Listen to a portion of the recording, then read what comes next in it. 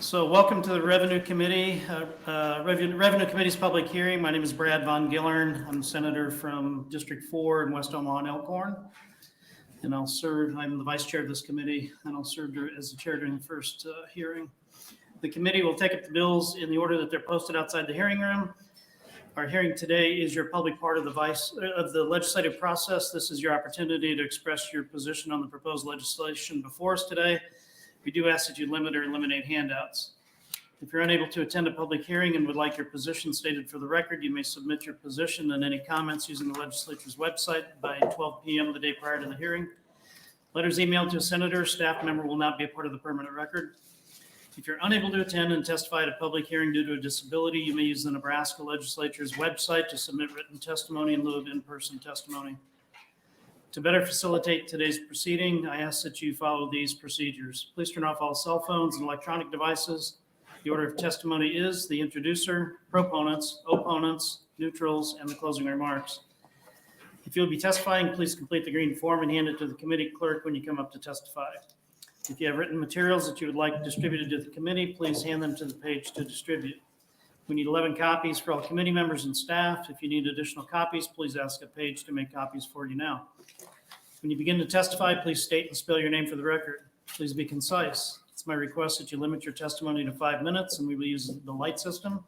Green is 4 minutes, yellow 1 minute remains, red, please wrap up your comments. If your remarks were reflected in previous testimony, if you would like your position to be known but do not wish to testify, please sign the white form at the back of the room and it will be included in the official record. Please speak directly into the microphone so our transcribers are able to hear your testimony clearly. I'd like to introduce the committee staff. To my left is Research Analyst Charles Hamilton, and to the far left is Committee Clerk Thomas Weekly. Committee members with us today will introduce themselves beginning at my right. Senator Dave Murman from Glenville, District 38, represent 8 counties in the southern part of the state. Welcome. Tom Breezy, I represent District 41. Thank you. Others are arriving. Our pages today are Caitlin, please stand, please. Caitlin, who's at UNL, the Junior Political Science, and Tessa, please stand, at UNL, who's a freshman in Business and Law. Thank you for helping us out today. Please remember that senators may come and go during our hearing as they may have bills to introduce in other committees. Refrain from applause or other indications of support or opposition. For our audience, the microphones in the room are not for amplification, but for recording purposes only. Lastly, we use electronic devices to distribute information. Therefore, you may see committee members referencing information on their electronic devices. Be assured that your presence here today and your testimony are important to us and are a critical part of our state government. And with that, we will open on LB 407. Senator Linehan. Thank you. Good afternoon, Vice Chair Von Gillern and members of the Revenue Committee. I am Lou Ann Linehan, Louannelinehan, and I'm from Legislative District 39, Elkhorn and Waterloo in Douglas County. I'm here to present LB 407. LB 407 is a very simple bill. It affects the Nebraska Transformational Projects Act and the deadline for the new applications. Currently, the deadline is set to end on December 31st of this year. My bill will amend the law to extend the deadline until 2025. Thank you, and I'm happy to answer any questions from the committee. Any questions from the committee? Seeing none, thank you. Senator Linehan, presume we'll stay to close. And we'll welcome up our first proponent.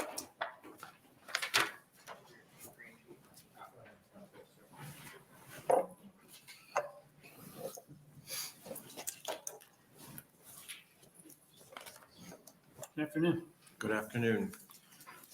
Vice Chair Von Gillern and members of the Revenue Committee. My name is Dr. Jeff Gold, that's Jeffgold, and I have the honor of serving as the Chancellor of the University of Nebraska Medical Center and the Executive Vice President and Provost of the University of Nebraska System. I'm appearing today in an official capacity in support of LB 407 on behalf of the University of Nebraska.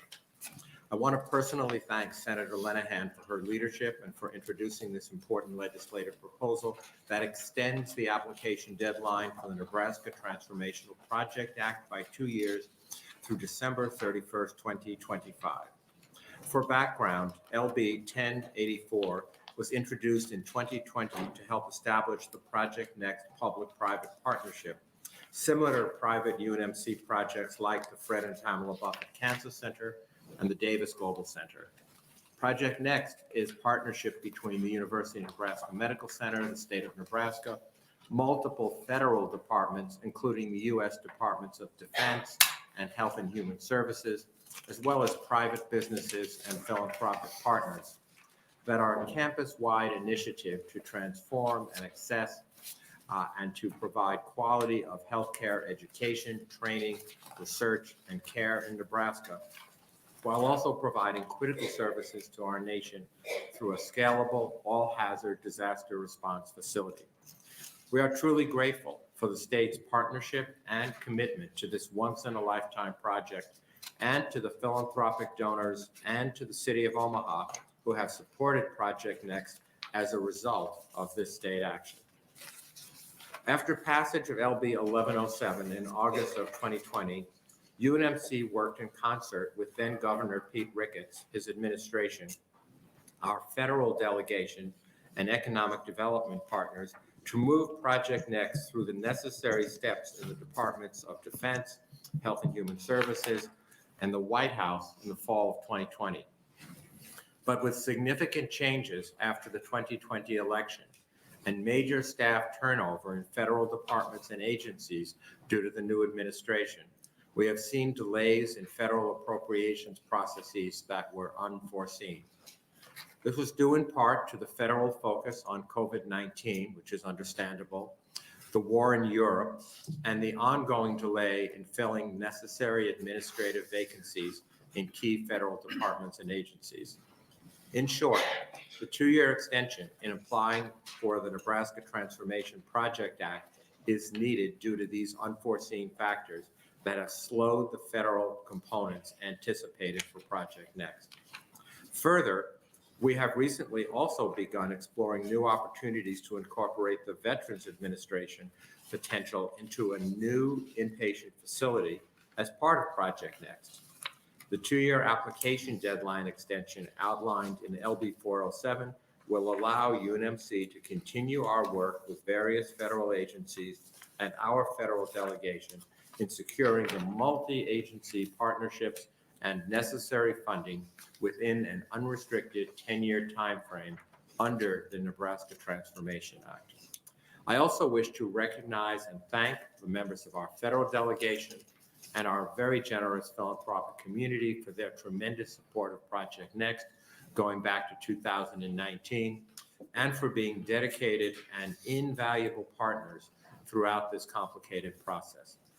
Once again, special thanks to Senator Linehan for her leadership with Project Next, with both LB 1107 in 2020 and with LB 407 in front of each of you today. With her guidance, her questions, and support, Project Next, without that, would have never advanced as far as it is today. I thank you for your time and would be very happy to answer any questions that you may have. Thank you. Thank you. Questions from the committee? Yes, Senator Murman. Really appreciate your testimony and your service, Chancellor Gold. I know when we passed this legislation, philanthropy was a big part of it. Could you share a little bit about what's been done with philanthropy thus far with the project? Yes, sir. We are very fortunate to have a very generous private philanthropic community, initially led actually by the Suzanne and Walter Scott Foundation, but we have signed letters of commitments, binding fund agreements, and indeed a preliminary fund transfer that is approximately $480 million committed at this time, with several other handshake agreements and pending funding opportunities that will begin with the combination of state and federal funds flow. Thank you very much. Other questions? Yes. Thank you, Vice Chair, and thank you for being here, Dr. Gold. I don't recall, what was your initial fundraising, private fundraising goal at the beginning of this project? The initial goal was between 5 and 700 million. The legislation, as I recall it, required a minimum of 300 million in private philanthropic funds. Okay. So we have already well exceeded that. And indeed, ongoing work of site preparation, et cetera, is now being completely financed through private philanthropic dollars. Okay. So even though appearing to push this back a little bit. Things are on track. It's going to result in what we originally intended. It is certainly our anticipation, sir. We have broken it into multiple phases, anticipating that the federal dollars will lag the local dollars, the philanthropic dollars, et cetera. The phase one project, which involves site preparation, taking down of what was the old Monroe Meyer site and clearing the ground and making it ready for construction, is actively underway. We're also doing some project planning, have engaged several architecture firms, et cetera. But in terms of the actual facility planning, that is still underway. We are also very actively programmatically planning, because this will result in expansion of medical school enrollment, nursing, pharmacy, many of the allied health professions as well. And there's a multi-year lead period that goes into that, and that's actively underway as well. So. And I assume pushing this back is going to result in some significant inflationary pressures on the overall cost here, correct? Very well may. Although it is my understanding that a lot of the construction costs have sort of plateaued, at least as I speak to my colleagues across the country who are doing multi-billion-dollar academic medical center projects. The last 2 years have seen a tremendous escalation, not only in cost of the contracting, but also in supplies and equipment, and that does seem to have plateaued. Okay. If I remember correctly, the state's commitment here is around up to 300 million. Is that correct? That is my understanding over a multi-year period. Yes. And do you anticipate needing additional state dollars or dollars in addition to those 300 for this project? I think it would be very warmly received, but there's no plan to make that request, at least not at this time, sir. Thank you. Other questions? Chancellor Gold, could you remind us of the total value, dollar value of the project and jobs that would be related to that, created by that? Yes, sir. So at the time, back in 2019, we engaged the services of Tripp Umbach, which is a third-party firm that does economic impact work. And it might be worthwhile my just reporting their results to you, rather than doing it from memory, if you don't mind. But the original project, it was looked at in multiple different sizes. The first and the most conservative was approximately all parts in all phases, 2.6 billion. The middle of the road was 3.4, and the top at that time, again, this is 2019 dollars, to your point, Senator Breezy, was 4.2. So the numbers that I'm quoting to you were for the $2.6 billion, the most conservative of the three different models. And I quote, the next project will increase the total annual combined economic impact of UNMC and Nebraska medicine by $1.9 billion over the period of 2020 to 2030. Now understand, we are currently estimated based on work done in 2021 at $6.4 billion a year. So this would add another $1.9 billion on top of that. 41,655 Nebraska workers over this period, which will include 32,955 temporary construction jobs, with a remaining 8,700 permanent jobs statewide. This will generate, during the period of construction alone, $211.8 million in state tax revenue, with additional county and local tax revenue. And then thereafter, Tripp Umbach estimates that the next project will add $1.3 billion annually to the Nebraska economy when the project is fully operational, and support 9,934 full-time, high-paying jobs, and generate $38.2 million a year in state tax revenue. Very good, thank you. Any other questions from the committee? Seeing none, thank you for being here today, Chancellor. Thank you, appreciate it. Mr. Pro Opponent?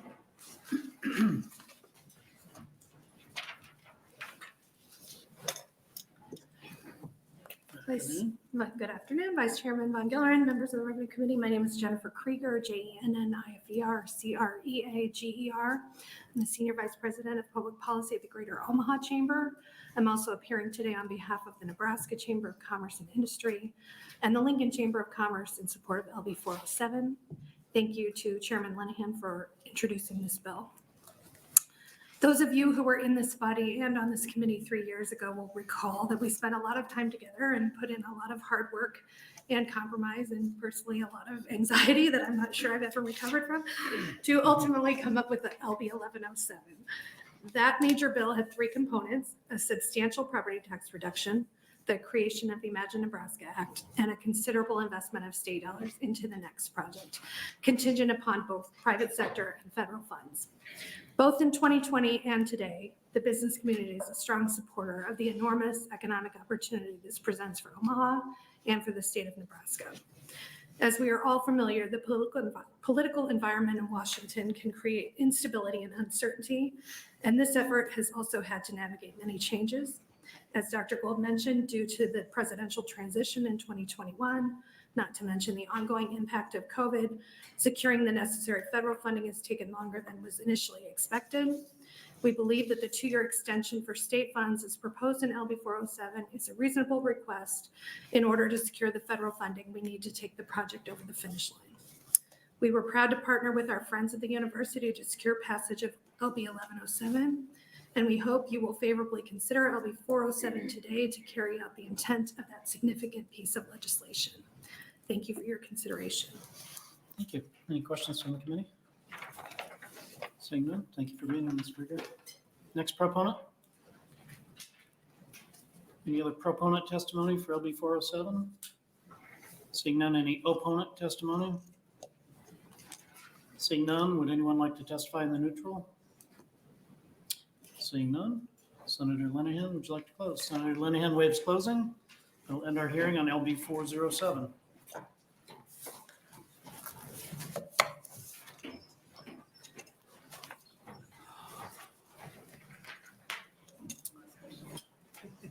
We'll open up on LB 165 and welcome Senator Geist.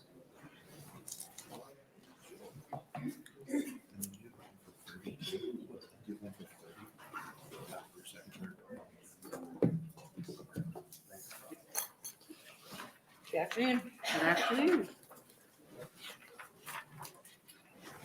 Thank you, Chairwoman Linehan, and good afternoon, members of the Revenue Committee. For the record, my name is Suzanne Geist, S-U-Z-A-N-N-E-G-E-I-S-T.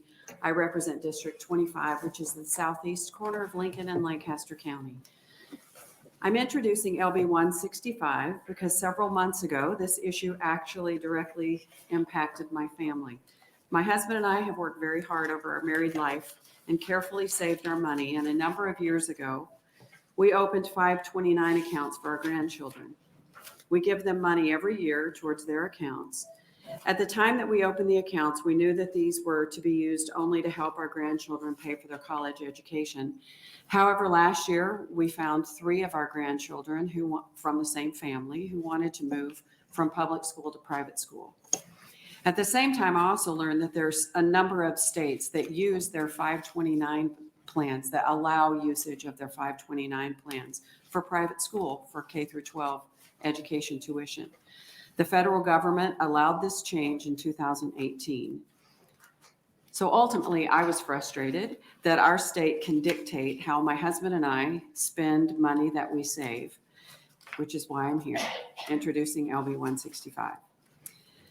And I want to reiterate that LB 165 will conform Nebraska to the federal changes regarding 529 plans under the College Savings Plan program. The federal changes allow for contributions to a plan to be used to pay tuition at an elementary or secondary school of choice. Nebraska 529 accounts can even be used to help pay off student loans, but they cannot be used to pay K through 12 tuition in Nebraska. Nebraska is one of only 11 states that does not allow 529 accounts to be used for K through 12 funding, and it's time to change. You will be hearing from people behind me that would like to have this bill include tuition for public schools. The original intent of the bill was to have it apply for private school tuition. We did come to an agreement yesterday and we'll be working on an amendment to allow this to happen. It was just too short to have ready for today, but as soon as that is done, I will make sure that is received by your committee and each of your members. Nebraska State Treasurer John Moranti will be following me. He is an expert in this subject. But with that, I would be happy to answer any questions that you may have that I can answer. Thank you very much, Senator Geist. Senator Breezy. Thank you. Just one question. Yes. What was the amendment going to do again? I missed that. It was going, it's to pay for tuition for public schools, which, yes. Okay. Very good. Thank you, Senator Thank Breezy. you. Maybe somebody can explain. Other questions from the committee? Please state. I will stay to close. Thank you very much. And then you asked for the amendment. Yes, it's friendly. Okay. All right. Are there proponents?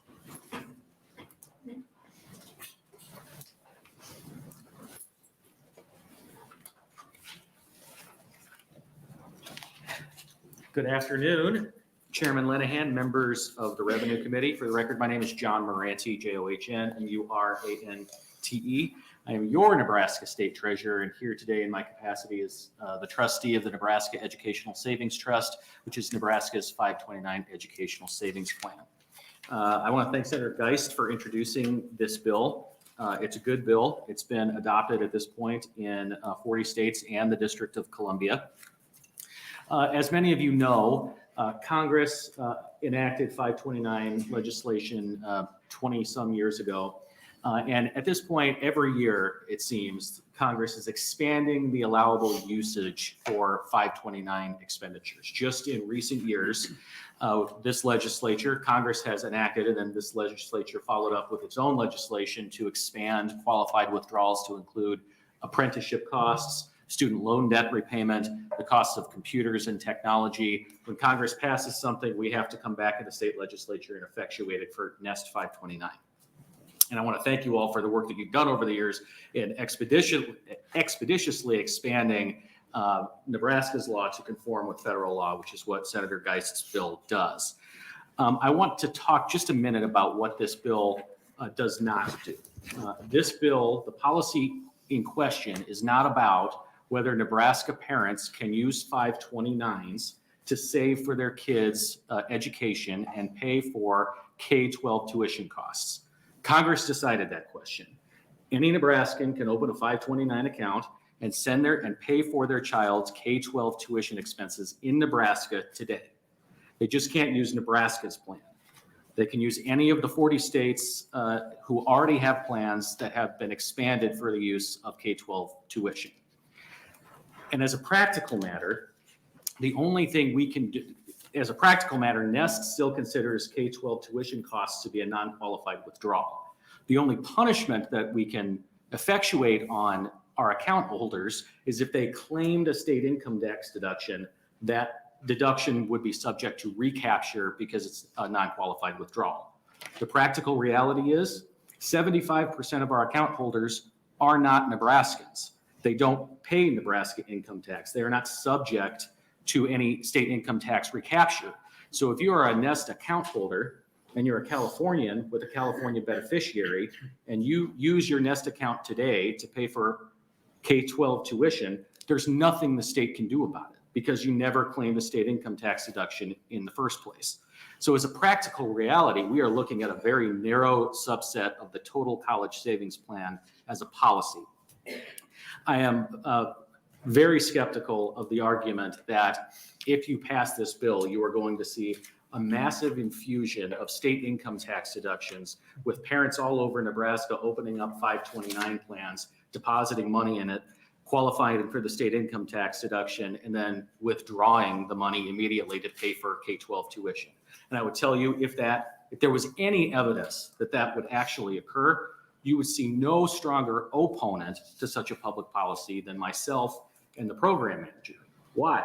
Because we are paid based on the amount of money that is in the college savings account program. So if money's coming in and going directly out, both the state and our program manager are incurring all the costs of running the program, but we aren't generating any revenue.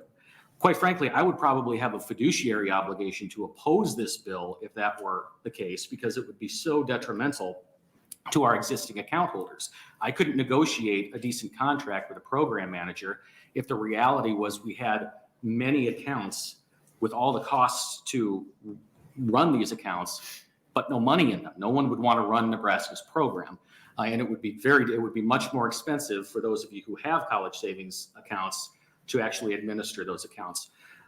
So we think this is a good common sense solution. We believe that Nebraskans who have been saving, and really our account holders from across the country, if they've been saving for their kids' education and they want to use their own money to pay for K-12 tuition, from our point of view, that's their business. That's not really the role of the state treasurer's office or the state. It's allowable under federal law, and we think Nebraska's law ought to be updated to conform that. And with that, I'd be happy to answer any questions. Thank you, Treasurer. Senator Murman. Senator Murman. We look alike. Thank you, Treasurer Morante. I was just looking at the fiscal note, and you, by your testimony, said this was a pretty narrow group that this would affect. It seems like to me that fiscal note, just off the top of my head, looks pretty high, if that's true. Is that I think, would you agree with that? calling it high, I think, is very charitable. I would say we are lucky in Nebraska to have our director of the College Savings Program, Rachel BR, is the national chairman of the College Savings Plan Network, which is where all of the college savings plan programs come together. And Nebraska is currently in the driver's seat. So we've seen what happens when 40 states enact this policy. Nothing close to what's on that fiscal note has been the reality in any state that has passed this bill. So as a practical reality, I don't think there's any basis in evidence or data to support. I believe what they claim is that 50% of the students of Nebraska would open a 529 account next year, which is, I would love to tell you it was that easy, but it's just not. Okay, thank you. Thank you, Senator Murman. Are there other questions? Senator Albright. Thank you, Chair Linehan, and thank you for being here today. It's nice to see you. Okay, so you said that this is a federal program. 529, yes.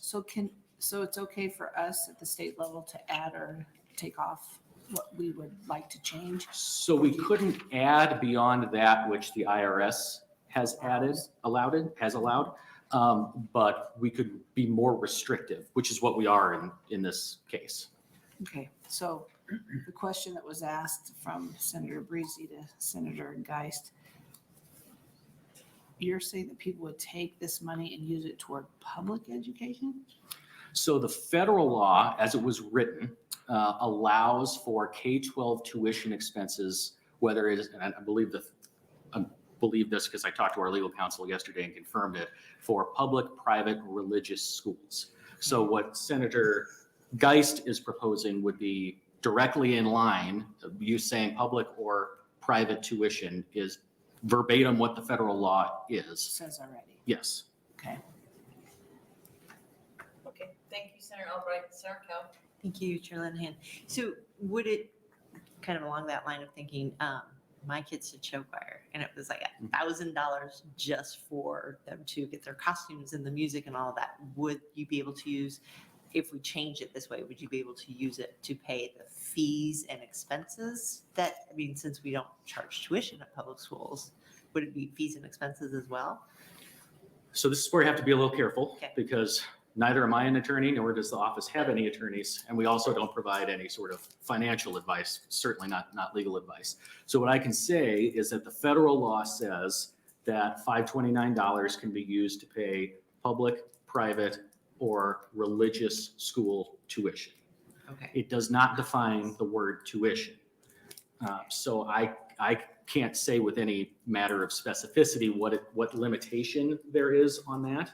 But that's the verbatim, and I'll give you another, for example. We currently have a law in 529 law that says that 529s can be used for reasonable room and board expenses.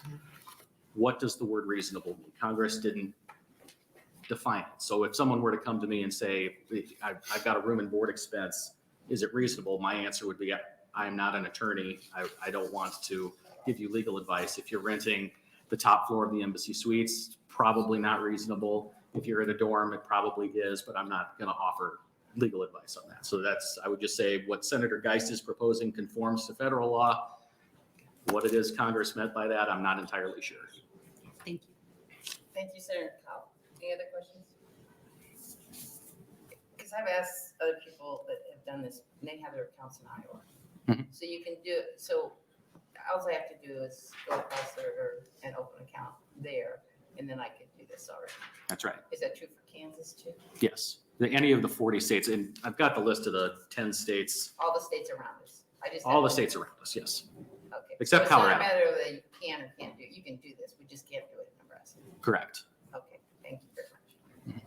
Any other, yes, Senator Breeze. Thank you. And it might be a dumb question. I have to think about this a little bit, but thank you for your testimony here and being here today. But if you open it up in Iowa, do you get the Nebraska tax deduction? No. Okay, thank you. Okay, so thank you, Senator Breezy. So do you get to deduct what you put in the account? If it's in a Nest 529 account, yes, that the contributions become tax deductible. Okay. And the earnings, you don't have to pay on what it earned, it's like an IRA. It's- Correct. So you don't have It to grows pay- tax-free from there. Okay. All right. Yes. Yeah, and just to clarify, the deductibility you're talking about is if it's a Nebraska plan, a Nest plan. That's right. Just, Not and it's the one in just a Iowa. state income tax. Thank you. Thank you very much. Any other questions? You said something about the number of children. I have not read the fiscal note before. What are they thinking the numbers would open up accounts?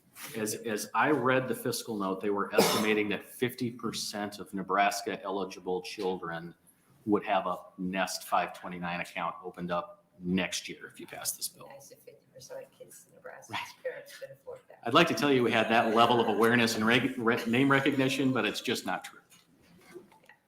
All right, any other questions? Thank you very much for being here. Thank you. Treasurer Murman. Ms. Proponent?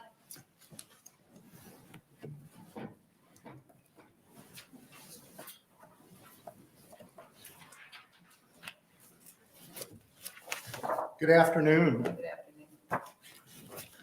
Chair Linehan, members of the Revenue Committee. My name is Jay Steinacher, Jaysteinacher. I've been with Union Bank and Trust Company since 1989, the last 23 years overseeing the 529 Savings Division. Union Bank serves as program manager for the Nebraska Nest 529 program. As program manager, we work closely with the Nebraska State Treasurer, who serves as trustee and administrator of the program, and with the Nebraska Investment Council in regards to the investments. We assist with a number of the functions, including the administration of the program, including marketing, promotion, distribution, servicing, record keeping, custody, investments, and call servicing. As a point of background, the Nebraska Nest 529 program was implemented in January 2001 under the leadership of Senator Donald Peterson, Senator Edward Schrock, and former Treasurer Dave Heineman. As you're aware, 529 is a section of the federal tax code that allows special tax treatment for these education savings programs. This at the federal level, and it further provides that each state can establish, maintain, and oversee their own program. In Nebraska, that's called the Nest 529 program, getting to your question, Senator Albrecht. The program has been extremely successful since its launch over 20 years ago.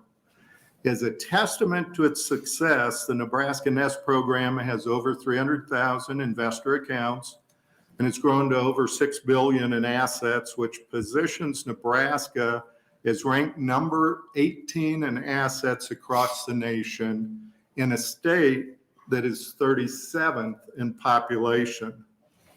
Why has the program experienced that success? A strong investment lineup, low costs, and importantly, a competitive plan structure. Keeping the program competitive is important as we look out over the next 5, 10, 20 years and beyond. Nebraska has done an excellent job over the years keeping the program aligned with the federal laws, rules, and regulations by conforming to changes at the federal level.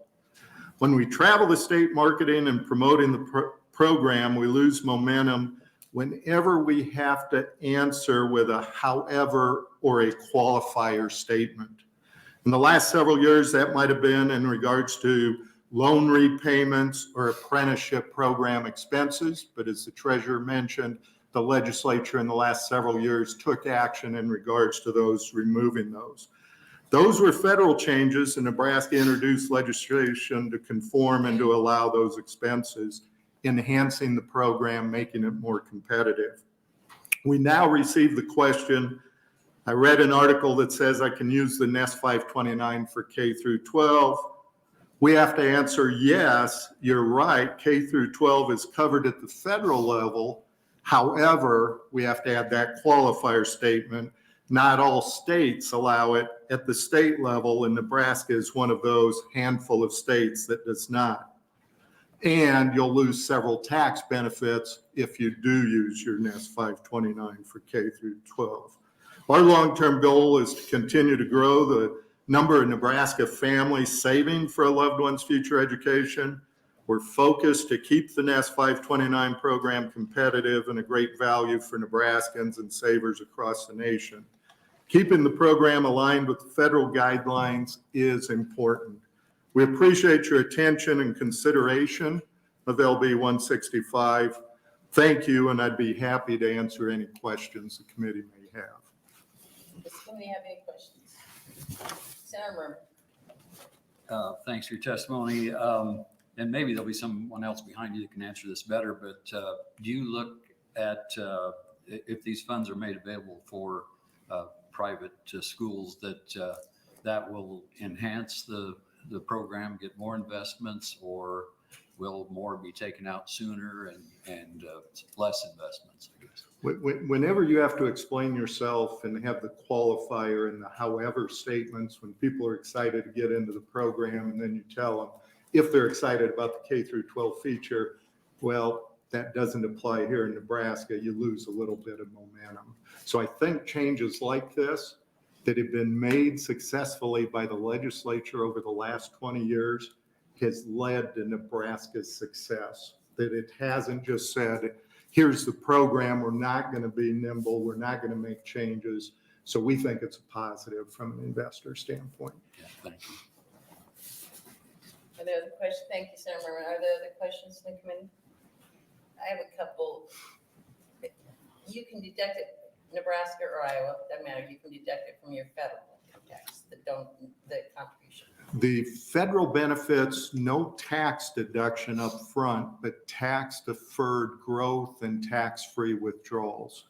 Okay, so there's confusion here. So you don't get to deduct it from your federal tax when you put it in. The contribution, no, that's just at the state level. In Nebraska, it's the $10,000 state of Nebraska deduction, but no federal. But the huge benefit federal is you pay no taxes as it grows and builds. And if you use it as a qualified expense, you pay no federal income tax. So that's the big benefit on the federal side. And when most people who do this would be able to do this, you'd have to itemize. Like you have to itemize. You didn't itemize. Nebraska, I think it's Schedule 1 that you put it on, and you do not need to itemize. So depending on the tax rate, at 6.84% at $10,000, $684 maximum savings, or $664 with the new tax rates going into effect. Yeah. Okay. All right. Thank you very much. Are there other questions from the committee? None. Thank you. Thank you. Are there other proponents?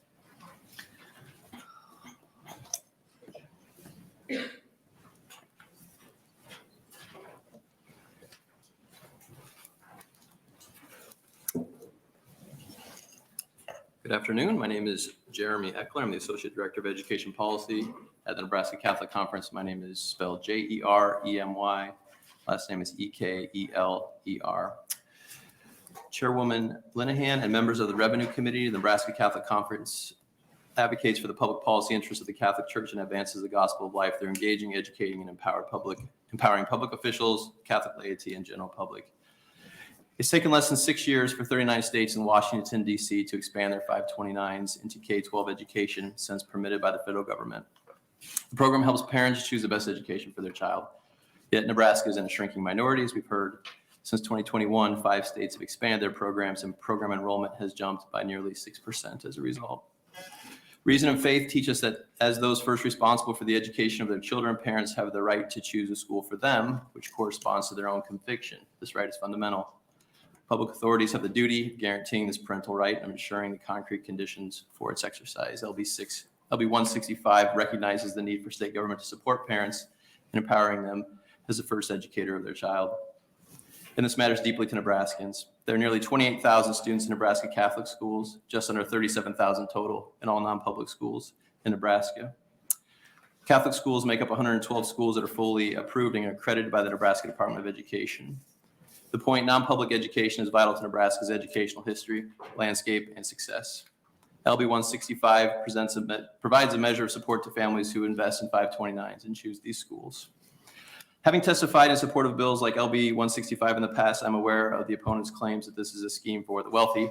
Interestingly, 74.4% of current 529 plan owners in the country fall into middle-class families with household incomes of $150,000 or less, and 17% have incomes of $50,000 or less. Therefore, families of all household incomes can and do use 529 plans. And all that being said, the bill has $10,000 caps that should mitigate this concern.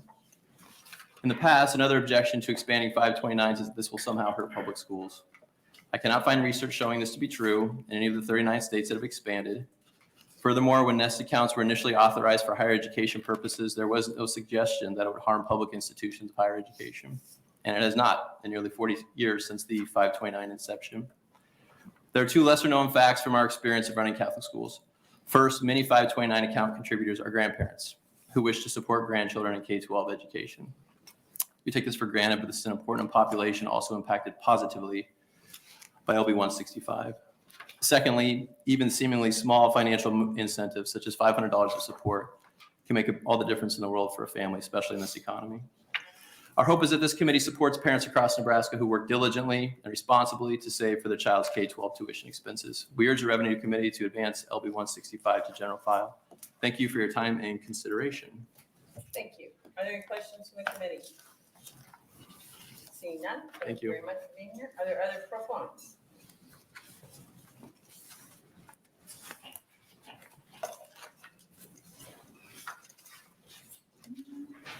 Good afternoon.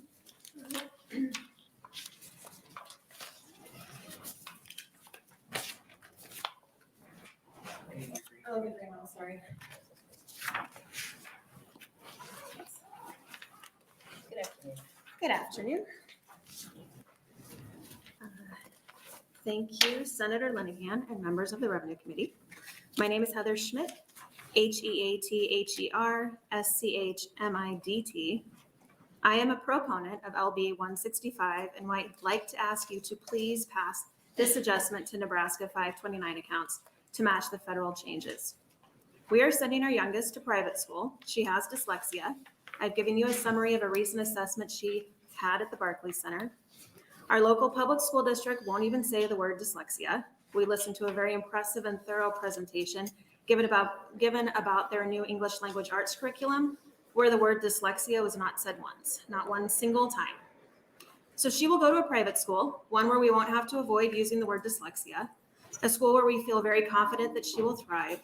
She will go to kindergarten when she is 6 instead of a very young 5 because she won't be ready in the fall. Because she will be 5, but not in kindergarten, the IEP services she was getting through the public schools will stop. You see, they won't provide them to students who are age eligible and not enrolled. We will continue to pay for the very expensive therapy she is getting and must have to be a successful student moving forward. We will continue to pay out of our pockets to make up for the learning loss she incurred because of the government mandated pandemic mitigation strategies. She can't afford to wait while all of you hash everything out. Any extra savings for our future or our children's future education is put on hold because nothing is more important than making sure our children are educated every step of the way. We won't let any of them slip through the cracks. That's our responsibility. It's your responsibility to reasonably legislate ways to help us. LB 165 is very reasonable. At the very least, we should be able to access the funds we have saved for our children's education to educate our children without penalty. The difference it makes on a personal tax bill is minimal. Wasn't it less than $700 on the high end when Open Sky testified in 2021? This isn't money our public schools budgets for. It isn't taking a single cent away from them. It is money that will be spent in Nebraska, paying wages for Nebraska teachers and workers.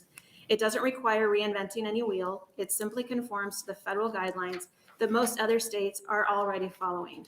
It might allow for a tiny bit of relief for all of us who are really trying to do what's best for our children. Thank you. I'm open for questions. Thank you. Any questions from the committee?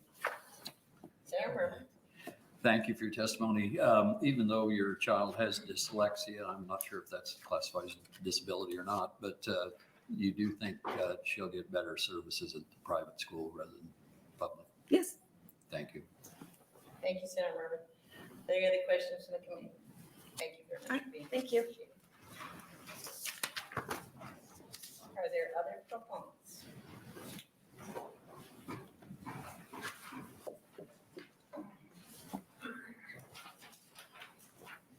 Good afternoon. Good afternoon, Senators. My name is Elizabeth Davids, Elizabeth Davids, and I'm glad to be here testifying in support of Senator Geist's bill that gives more people more options for their children's education. And I'm not a tax expert or a lawyer. It was really helpful to hear that introductory information from Mr. Morante. That was very informative. I just have a question. Just why do Nebraska's taxpayers get the benefit of saving their own money into 529 plans just for college and not for kindergarten through 12th grades? I am an educator, and so I've seen through my experience that it is in grades K through 12 that children spend the most time in school, 1,032 hours in elementary and middle school each year, 1,080 hours in secondary school each year. It is in grades K through 12 that a child's primary worldview is instilled and developed. It is in grades K through 12 that children grow from being young children through the tween stage into teenagers and young adults. It is in grades K through 12 that a child's familial beliefs are either attacked or affirmed by the educational institution that the child attends for 35 to 45 hours each week. It is in grades K through 12 that a child's educational future is cemented. Parents may scrimp and save for those K through 12 years to ultimately pay for a college education, which they believe will give their child the benefits of a career that they enjoy, and they will provide a successful and happy life for them. But if that child cannot get into college because their 13 years of grade school education were insufficient to get them into college, that current 529 plan is worthless. At this point, we all know that every educational model does not work for every child. Children are unique individuals with unique needs. Families have unique needs as well and unique preferences that guide them. So why shouldn't parents and grandparents be able to use their own 529 money to fund the grade school education that will be best for their own children and grandchildren? And I think we know that the reason that is because the teachers unions in our state have a chokehold on our education system and our children's options. It's not the way it's supposed to be. It's not the way it should be. Parents deserve to plan for their children's best education options, not just for college, but for all the years of their development, for the main 13 years of their educational development. Beginning to experience their best educational options while they're in college is just simply too late. And as we've heard, and we'll hear again, middle-class parents are hard hit these days, paying their taxes and paying a lot more because of inflation. So they deserve to have access to their own funds throughout their child's entire education, not just when they're fully grown. And again, it was really helpful to hear Mr. Morante's assessment. I significantly doubt that 50% of parents across our state are all of a sudden going to have the means to begin saving because this gets passed. And I'm so excited that more parents would have options for their children. Thank you. Other questions from the committee? Seeing none, thank you very much. Appreciate it. There are other proponents.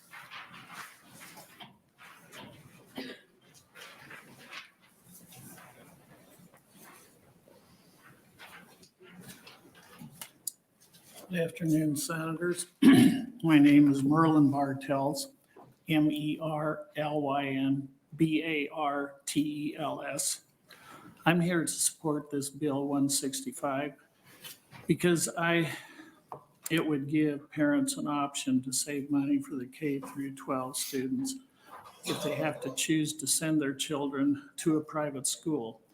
And thank you for the testimony of our state treasurer here. He actually answered a few questions that I was going to put in my statement here, but my daughter has used tax cafeteria plan or, excuse me, flex plans to save for her daycare providers for her children.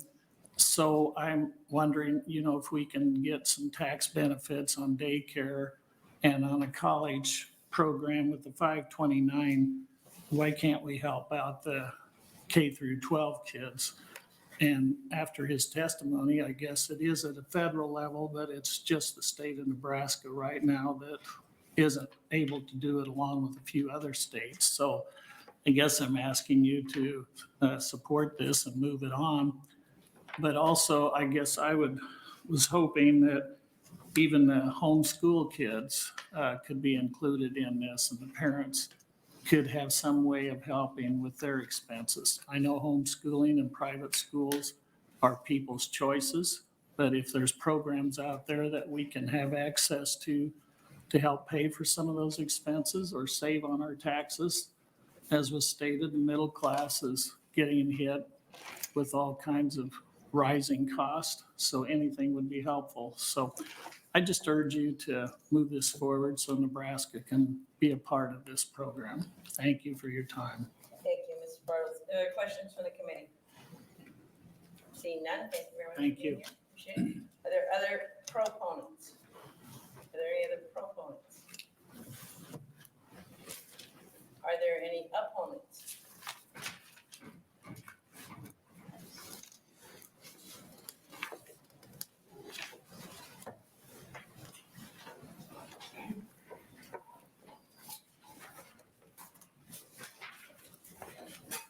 Good afternoon. Good afternoon, Senator Linehan and members of the Revenue Committee. For the record, my name is D.E. Tonak, Tonack, and I am a retired educator from Lincoln. My last hat I wore was at the Science Focus Program, one of the many exciting programs that Lincoln Public Schools offer. I'm here today representing the Nebraska State Education Association in opposition to LB 165, but we have a specific request for this bill, and I think there's some work going on in regard to some amendments. We are generally opposed to the bill, but our primary concern is that the bill only provides a state tax deduction for private K through 12 qualified school expenses. The bill does nothing to incentivize public K through 12 parents to save for qualified expenses related to public schools. That may surprise some of you that there are additional out-of-pocket expenses related to K through 12 public education, but there are. In another paragraph here, I address that because already it's what does tuition cover? There's kind of a broad area here that needs to be discussed.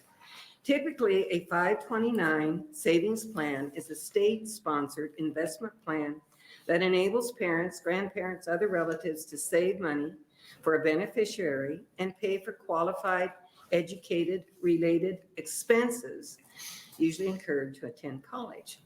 And as of 2017, Congress allowed 529 plans to include public and private school tuition expenses. According to the IRS, in states that have expanded their plans, you can pay for tuition and fees up to $10,000 annually in elementary or secondary K through 12 public, private, or religious schools. The key, though, is that the money must be used for the beneficiary's benefit, and it must be used for qualified educational expenses. Now, I am unsure if the IRS has provided guidance in terms of what constitutes a qualified educational expenditure, and our state treasurer has kind of already alluded to that. But I am sure a group of attorneys could come up with some ideas. Public schools do not charge actual tuition for sure, so there is still a question on exactly what expenses could be considered qualified. Depending on the course taken, there are required fees associated with some classes and things you take. And Senator Kopp, I think you already alluded that to one of your questions. For example, industrial arts, FFA related, show choir performances, to name a few. These fees are not labeled as tuition, but they are required fees associated with some classes. Hopefully, with additional guidance from the IRS or attorneys who work closely with Nebraska's 529 NES plan, I'm confident they can establish a bright line of what is and is not a public school qualified educational expense. In closing, if the legislature determines that LB 165 should be enacted for private K through 12 qualified expenses, then why not enable parents sending their children to public K through 12 schools also be able to receive an incentive to save money in a 529 plan? Should make the pot just grow a little bigger, shouldn't it? Many parents already have established a 529 plan to save for college, and this change would help increase the overall benefit and use of their savings plans. Thank you. Are there any questions? Thank you very much for being here. Are there any questions from the committee? Senator Cowell. So I just have one. So you're for the bill as long as the public school, as long as the public school expenses such as show choir, things like that, that go along with being in school would be considered. On behalf of NSCA, because that's for whom I'm speaking this afternoon, I could say that we would be at that time neutral on the bill. Okay, thank you. Thank you, Senator Cowell. Senator Murman. Thanks a lot. I think you kind of mentioned it, but do you know if that's done in any other states or if that's legal in Nebraska or with the federal legislation? Well, it seems to me, and I think the representative from the Union Bank was talking more about that. And so the specifics, the federal does allow it. And I don't have the data to say what each state does, but Senator Geist might, or we'll certainly work on that question, won't we? We'll work on that. Okay. Is that good thanks. enough for now? Yeah, sure. Thank you, Senator Murman. Are there any other questions from the committee? Seeing none, thank you very much for being Thank here. you. Appreciate it. Are there other opponents?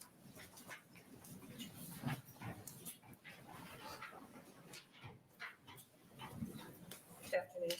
Good afternoon. Chairwoman Linehan and members of the Revenue Committee.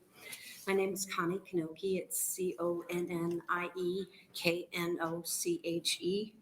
and I'm the Education Policy Director for Open Sky Policy Institute. And we're here today in opposition to LB 165 for several reasons, including the cost to the state and that LB 165 creates a new tax benefit that will subsidize private K-12 education. While federal law now allows that 529 plans be used for private K-12 tuition, LB 165 goes a step further by also creating a new state-level tax deduction for the private K-12 education tuition. 529 education savings plans were created to encourage long-term savings for higher education. LB 165 will turn NEST into a pass-through entity so that families with children in private school can and will use these accounts to receive an immediate tax deduction for their private school tuition. For example, under LB 165, a taxpayer could put $10,000 into their child's NEST account and then turn around and withdraw that same amount for private K-12 tuition, as there's no requirement that the funds remain in the 529 account for any length of time. In this way, the savings plan is not being utilized to generate long-term savings benefits for the beneficiary as originally intended, but instead as an immediate tax deduction to the taxpayer. A taxpayer who is likely to be wealthy, as 78% of Nebraskans claiming a NEST deduction in 2020 had incomes over $100,000. We do not support a further narrowing of our state's income tax base with the creation of the Nebraska tax deduction for 529 contributions used to support private school tuition. And thank you for your time, and I'm happy to answer any questions. Thank you very much. Are there questions from the committee? Senator Van Gillen. Thank you for your testimony today. Just curious, is Open Sky opposed to $529 being used for private college tuition? No, Okay, thank you. it's just a new tax deduction, Pardon me? just for the new tax deduction. Thank you. there other questions? Thank you, Senator Van Gillen, sorry. Are there other questions? So Open Sky thinks a family that makes over 100,000 is wealthy. No, that's not what we're saying, but that the majority of the people that are contributing to these plans in Nebraska have incomes over $100,000. I think you said, maybe I misunderstood, that you thought it went mostly to wealthy families, and then the next sentence was families with over 100,000 in income. Most families in Nebraska don't make over $100,000, so I guess we would But consider that, that. I agree. Yeah. My question is, does Open Sky think over 100,000 is wealthy? I guess in this instance, yes. All right, thank you very much. Senator Murman. Yep, thanks a lot for your testimony. I think you mentioned that you thought it could be taken advantage of by a family putting money in the account and taking it out immediately for tuition. Seems like to me that wouldn't be allowed, but you think that is allowed? Well, you heard the folks testifying before me about the different ideas of what they would possibly use the account for. So there is room for abuse in that regard, if something like that would be allowed in Nebraska. Yeah, I would assume there's some kind of rule against that, but I don't know. That's what I'm asking. I thought, it doesn't seem like that would be right, but thank you. Thank you, Senator Murman. Other questions for the committee? Is there what? Thank you very much. I think we said this at the beginning, but no, you're fine. But we're at the end of hearings, so like people have 2 or 3 hearings a day that they have to testify. So don't, people being gone is no reflection on the importance of these hearings. It's just everybody's got bills to introduce in other committees. Thank you. Opponents?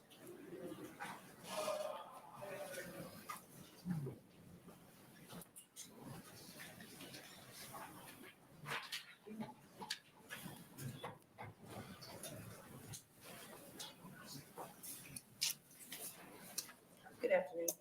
Afternoon, Chair. Linehan, members of the Revenue Committee. My name is Anixi Gareka. I'm the Executive Director of Stanford Schools, a nonprofit dedicated to advancing public education here in Nebraska.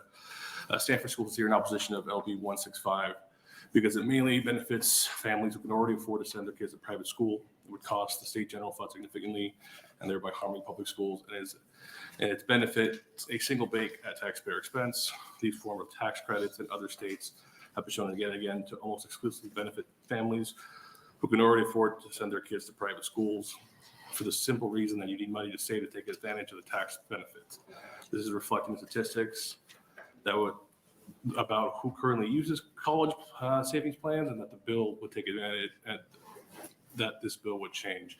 In 2020, 78% with a 15,190 of the 19,410 filers already taken advantage of the plan had household incomes over $100,000.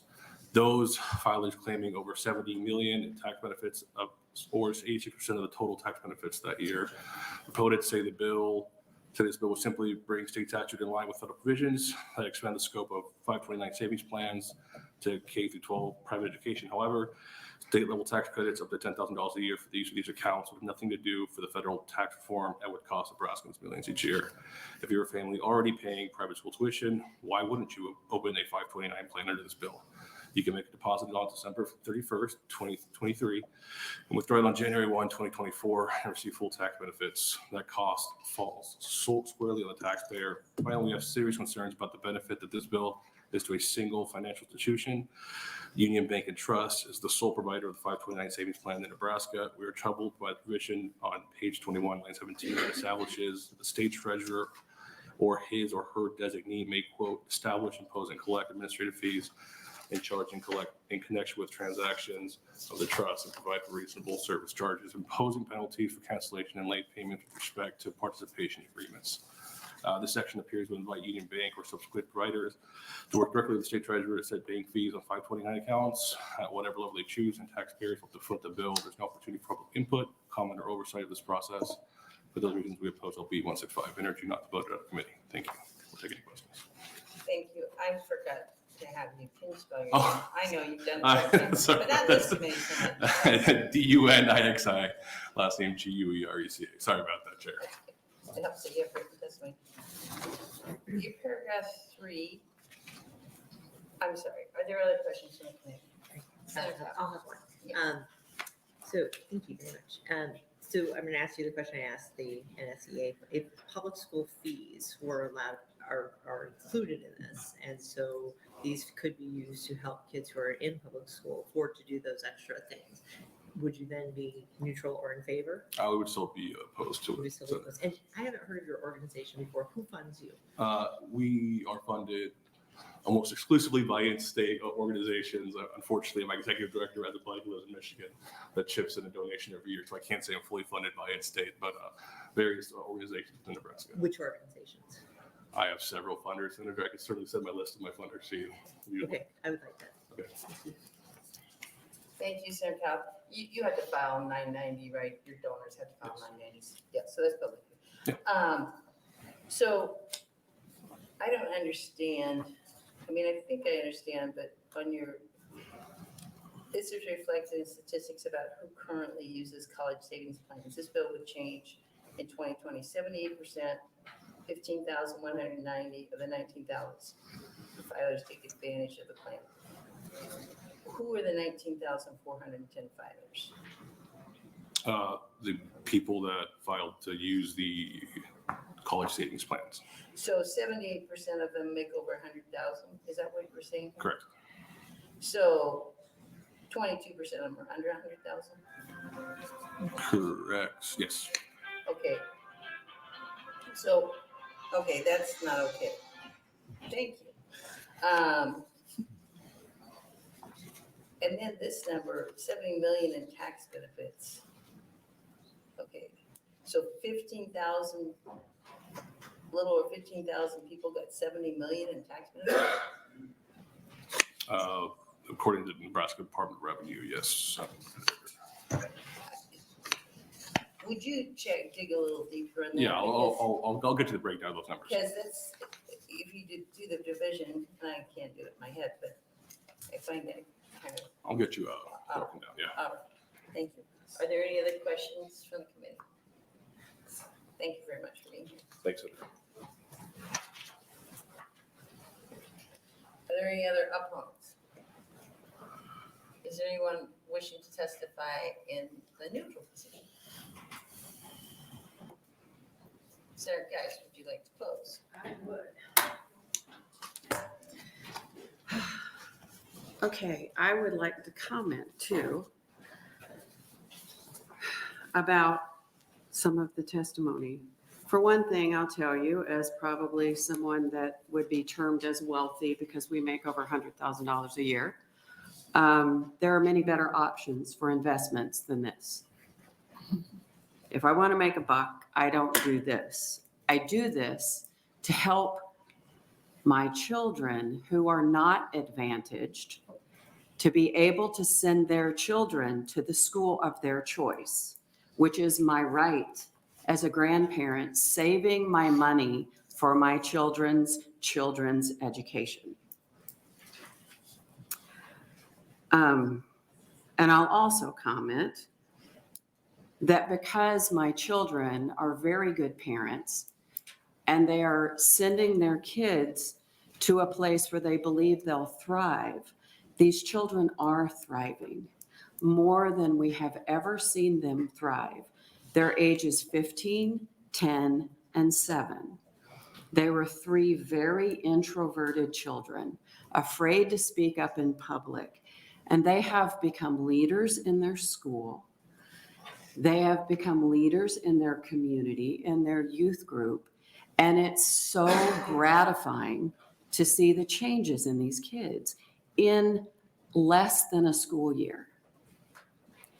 My husband and I have the capacity to help them, my children, who cannot afford to send these kids to private school. So what they did is they sold their home. And the profit that they made on the home that they sold, they used to send their kids to school.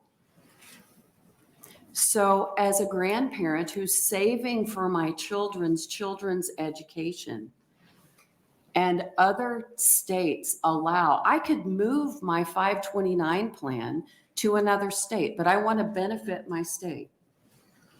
So I believe in line with federal guidelines, this is such a common sense request to ask our state to conform with the federal guidelines so grandparents like me can help their kids who cannot afford the choice that they want to make for their school to be able to make that choice.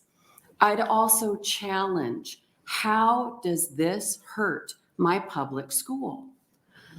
My public school is still getting my tax dollars. They're getting my kids' tax dollars. I'm not hurting my school. I'm helping my grandkids. And that is my highest responsibility as a grandparent. So I would ask that you as a committee would carefully consider passing this out of committee. It's a very common sense bill. Thank you. Thank Madam you, Chair. Senator Geist. Are there any questions from the committee? Seeing none. Oh, we do have? Yes. We had 10 proponents, 1 opponent, and no one in the neutral position. So thank you very much. With that, we'll bring the hearing on LB 165 to a close. And our next hearing is That's just that math. It works. So that,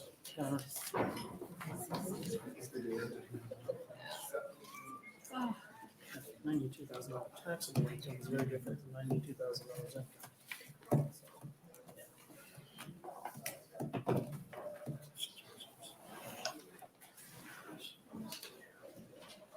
LB 616. Senator McDonnell. Thank you, Chairperson Linehan, members of the committee. My name is Mike McDonnell. I'm at KEMCDONNELL. I represent Legislative District 5, South Omaha. LB 616, which aligns our business incentives with creating helpful incentives to produce semiconductors, Chips for America Act, is in order to give a Nebraska-based applicant for federal investment the greatest chance of successful application with the United States Department of Commerce. The Creating Helpful Incentives to Produce Semiconductors and Science Act 2022 CHIPS Act was passed in July of 2022 and signed into law in August of 22. This landmark bipartisan legislation creates an immense opportunity for Nebraska, a chance to make the Silicon Prairie a real thing. LB 616 and its companion bill 617 enabled Nebraska Department of Economic Development to match any federal funds awarded through the bipartisan CHIPS Act of 2022 to a semiconductor manufacturing company locating within the state. These bills align our current economic development policy to better demonstrate to the United States Department of Commerce and semiconductor manufacturers that Nebraska is engaged and willing partner in the securing a domestic supply chain of semiconductors and microprocessors components. By LB 616 allows the Department of Economic Development to match any funds a company is awarded through the Department of Commerce. The amount of the award, when combined with all other eligible state funds and incentives, is capped at 25% of the total cost of the project. In order to mirror the requirements of CHIPS Act, 0.5% of the amount awarded shall be awarded to the educational institution for the purpose of assisting a Nebraska-based covered entity with the obligation for domestic semiconductor workforce development. Further requirements are to work within eligible economic disadvantages areas and to partner with a community college for workforce development, which is a component that's covered in LB 617. Also included in language to allow to a covered entity to utilize awards granted through the ImagiNE Nebraska Act to pay revenue bonds authorized by an inland port. Since I started working on this legislation over the summer, we have heard from a large number of companies interested in locating their domestic production in Nebraska should this legislation be passed. We provided information from 9 of those companies who were the most interested and the furthest along in their plans to UNO's College of Business to do an economic impact study. I have handed that executive summary of that study out to this committee. The results of this study are jaw-dropping. The economic analysis predicts that the plans of these 9 companies will increase Nebraska's GDP by over $2.7 billion, create over 17,000 jobs, and add $172 million to the annual tax revenue. In addition to this, the report estimated 26,000 jobs and $2 billion increase in Nebraska's GDP from construction alone. We also know of a number of companies that are critical in the semiconductor supply chain that are planning on following these companies to wherever they end up locating, but were not included in the UNO study. As we all know, that in this committee is well aware of, we need to grow this state in order to lower the overall tax burden felt by Nebraska families. The Chips for America's Act is a once-in-a-generation opportunity for us to do just that. The semiconductor industry is a core component of America's economic future, a key component of precision agriculture, and vital for our national security. You will hear testimony about how this bill was drafted at the federal level within the heartland, with the heartland in mind. This is because we are the best prepared to do this work, meet the eligibility guidelines, and build this economy. Both of these bills were drafted to put Nebraska at the head of the pack of the states currently competing for this industry. We're doing this by fully aligning our vast economic development tools to best support a company's application with the Department of Commerce. In order to be eligible under the Chips for America Act, companies are required to demonstrate financial support from state and local governments in addition to their private sector financing. Our legislation is deliberately structured so that the semiconductor companies can maximize their chances of federal approval by having Nebraska as their partner. The U.S. Department of Commerce will be allocating $50 billion to invest in this industry this year, and we are only one of a handful of states in a position to help this industry secure a qualified, eligible applicant based on the requirements of the federal legislation. This is due to the requirement that applicants guarantee workers in neglected communities obtain equal employment and training opportunities for semiconductor jobs. This includes rural workers. Consequently, the states with fewer semiconductor companies like Nebraska are offered a notable advantage under this outlined eligible criteria when submitting an application to the Department of Commerce. If this proposed legislation passes, Nebraska will experience its most profitable and advantageous economic opportunity since corn. Also, Nebraska investment would be the last dollar in, so both federal approval and the private financing required would have to be secured before any financial investment by our state. Here to testify in support is Mr. Thomas Goldberg, who was one of the principal drafters of the U.S. Chips for America Act. Mr. Goldberg served as a member of the National Security Council staff under President Ronald Reagan and George H.W. Bush. He's our subject matter expert on this legislation and is helping us make sure that we have all the information we need to best align our investments to position Nebraska as a leading partner in building the domestic semiconductor industry. Also here to testify is Randy Schmazel, who is the president of Metro Community College. Randy will talk about the workforce training needs of the semiconductor industry and potential programming they would put together. It should be noted that while there is a requirement for eligible companies to make significant investments into research-based educational components, as well as 90% of the jobs that would be created under this bill are anticipated to only require a 2-year technical degree.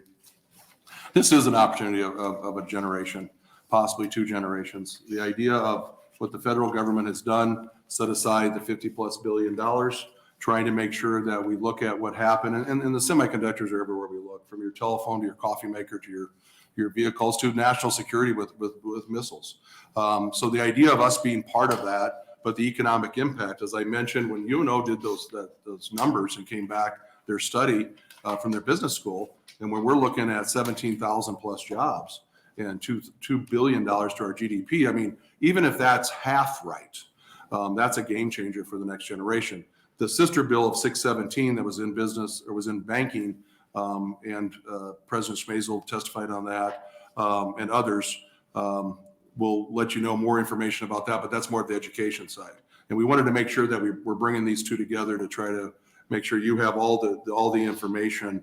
But when I say that it's the biggest economic impact could be since to the state since corn, I believe it. I'm here to answer your questions, and I'll be here to close. Thank you very much. Are there questions from the committee? Senator Kell. Thank you. Is this your priority bill?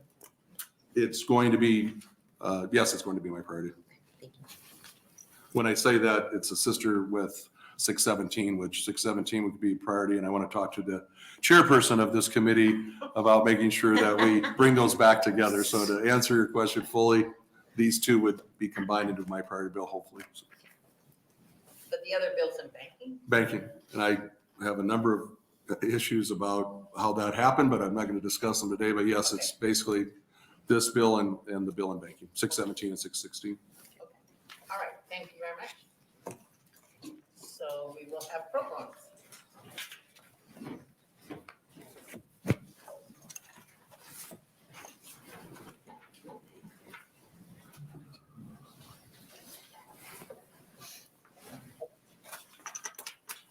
Good afternoon. Good afternoon to you, too, Chairman Murman. We never did not meet, but I worked in the Senate as well during the time of your service there. And it's nice to meet a fellow alumnus. My name is Thomas R. Goldberg, THOMAS-R for the middle initial, Goldberg, GOLDBERG. I'm one of the principal authors of the CHIPS for America Act, which is the authorization legislation that enables the programs that Senator O'Donnell just described to you. I'm going to deviate from my testimony in writing to inform you that as of Tuesday morning, the Commerce Department has issued a solicitation to the companies that will be building fabrication facilities. These are the factories in which microchips are in fact created. And they are looking for letters of intent to submit a proposal in the next 21 days. Thereafter, once these letters are submitted, those respondents who issue such a letter of intent will then be required within 21 days of receipt of that letter by Commerce Department to issue a full proposal. 39 billion of the 50 that the senator just mentioned is immediately at stake. And so we urge you strongly to enact this legislation in order to enable the state of Nebraska to be considered a partner, because under the rules of eligibility for the law as written, the partnership must exist between a public entity, the state of Nebraska, the covered entity, an enterprise, a company, and technical schools. These are mandatory requirements. They cannot be obviated in any way. In order to get through those eligibility criteria, we need to have the ability of the state to enter into some form of letter of intent or some other form of agreement with the covered enterprises in order for that to go forward. So there's a great deal at stake for Nebraska. So I want to now emphasize a couple of things. One of the companies coming here, the one that I am representing here today, is called Nantero. Nantero is the inventor of carbon nanotube-based microelectronics. This is your game changer in all communications going forward and in all memory going forward. And you will see this whether it emerges from Nebraska or another location in the United States as the central technology upon which all future microelectronic devices are built. The founder of Nantero, myself included, are now working with a new owner who was born and raised in Nebraska and wants to come home. Currently lives in Nixa, Missouri, went to Missouri State, but he wants to come home. And he wants me to relay that to you. His name is Trent Overhue. And some of you may know his parents, Frank and Robbie. But in any event, this is his greatest wish. If there is a way for you to move this legislation, not just from committee, but through the Senate and present it to the governor for signature within the next 30 days, then I think Nebraska is going to be home to one of the very, very greatest technological advancements known. It's not a new technology, but it's new to you. We put this many years ago into the most secure satellite systems that we ever built. We have it as part of the Juno spacecraft that had an estimated life of 3 years and has now been operating close to 16. That's all because of the material systems that went into that, of which nanotubes is the core component. So this is what is at stake. This is what we want. This committee, this is what we want the legislature in the state of Nebraska to undertake to enable all of the programs that would be the incentive programs that the state would essentially put forward for Nantaro's benefit, and all of the others named by Senator O'Donnell already exist. It's simply the matter of getting them essentially in order and provided. Lastly, you're competing against states like Kansas and Iowa, neighboring states that have programs in place that they are executing as we speak. In the case of Kansas, close to $2 billion is being put forward. And with that, I would gladly answer any of your questions, either on the construct of the bill or any of those other comments I made. Thank you. Yes, Senator Powell. Thank you, Chair Linehan. Can you explain the 21 days? When is the last day to send the LOI? It will be on the last day eligible for the LOIs, the 25th, I think, of this month. March 25th. And then so if you get it in on March 25th, 21 days later, you have to have a full proposal. Correct. And does a proposal need to say we already have this legislation in place, or can it say we are intending to pass this legislation? It is going to be my considered opinion that unless the legislation has been passed and signed, that an LOI will not be considered by the Commerce Department as viable, because it cannot be audited and determined to exist. Thank you. Thank you, Senator Powell. Are there other questions from the committee? I have one. You invited me. Committee staff? No, I'm a SME. I come out of the intelligence community, the National Security Council. I sit behind pro staff and do most of the structural drafting, and then that's, as you know. On the Intel Committee? No, I did this for Armed Services Appropriations, Select Committee on Intelligence, and the like, and did some of this direct and some just in an advisory capacity. In the drafting of this, I did this primarily with Senator Rubio, Cornyn, Warner, King as the principal authors as it went through many iterations, going from the Committee on Foreign Relations first into the Select Committee on Intelligence, and then finally into the Committee on Armed Services in the Senate. All right. Thank you very much. Any other questions from the committee? Seeing none, thank you very much for being here. You're very welcome. Thank you.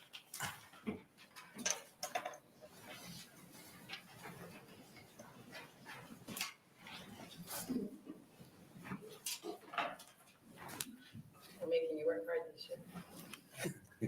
Freaking choir. Good afternoon. Good afternoon, Chair Linehan. Good afternoon to the committee also. My name is Randy Schmazel, RANDY, I serve as president of Metropolitan Community College. MCC, of course, strongly supports LB 616, and our job in this is education and support education and bringing education to the table, not only Metro, but the state community colleges and the university. The Silicon Heartland project is proposed for the Omaha, Nebraska area. Metro serves 4 counties around Omaha: Dodge, Douglas, Sarpy, and Washington. We're home to 42% of the state's population. We have the largest segment of Nebraska's existing labor pool, including individuals that are required, expressly designed in the CHIP Act, poverty and disadvantage. Metro is also the state's largest public community college and most diverse institution in higher education in the region. Our students live and work in Nebraska, and our graduates tend to stay and build their families and businesses and careers in our 4-county area. The college's purpose is to provide high-quality programs and services in basic education, general education, transfer education, and of course, technical trades education for all. And all is an important word because we're an open admissions institution that by law, by state statute, is required to accept all and try to find a place for them in our society. Accredited by the Higher Learning Commission, which is equal accreditation to the University of Creighton and all the big players. Metro offers more than 100 career certificates, one-year certificates, and two-year associate degree programs. We also offer an array of short-term training programs that result in national and industry recognized credentials, as well as internships and apprenticeships developed in partnership with our local industry leaders. We recognize that education and training are essential components when building a vibrant, sustainable manufacturing ecosystem. As a community college, that means the site requirements of the CHIP Act, MCC is committed to fulfilling that and rapidly scaling up programs required to train, retrain, and upskill people within the existing workforce. Metro has repeatedly proven capable of creating and delivering specialized industry-specific instruction to support innovative manufacturing, construction, and engineering. We welcome the opportunity to do the same for this important industry. Metro's network of relationships and major employers and educational partners and sector specializations uniquely position the college to connect community stakeholders to projects like this. We normally are a catalyst for collaboration and a broad scale commitment. Metro marshals wide support as proposed for this project. So for example, the curriculum that we've developed will be shared with the other 5 state community colleges so they can use it. And that way we'll have statewide curriculum. And UNO becomes an important player here because we're going to need more instructors qualified to teach these classes. And that comes from the University of Nebraska at Omaha, our premier educational partner. They also will upscale in the upper level program because as these factories develop, there'll be more of a need for doctoral level and master's level. In ending, the Silicon Heartland Project breakthroughs is at the forefront of modern microchip manufacturing. It creates the opportunity to compete with current technologies, but surpasses and provides a pathway for the United States to establish market dominance in a new generation semiconductor environment. Metro Community College stands ready to help this statewide effort, and this is a statewide effort. Thank you. Thanks. Thank you. Are there questions from the committee? Seeing none, thank you very much for being here, sir. Other proponents?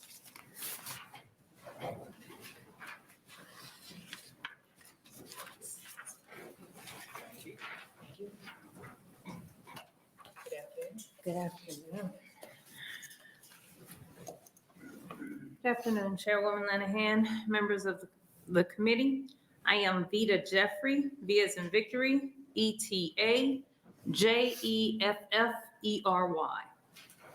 I am the president and CEO of the Greater Omaha Chamber, and on this matter, I'm also testifying today on behalf of the Nebraska Chamber of Commerce and the Lincoln Chamber of Commerce as well.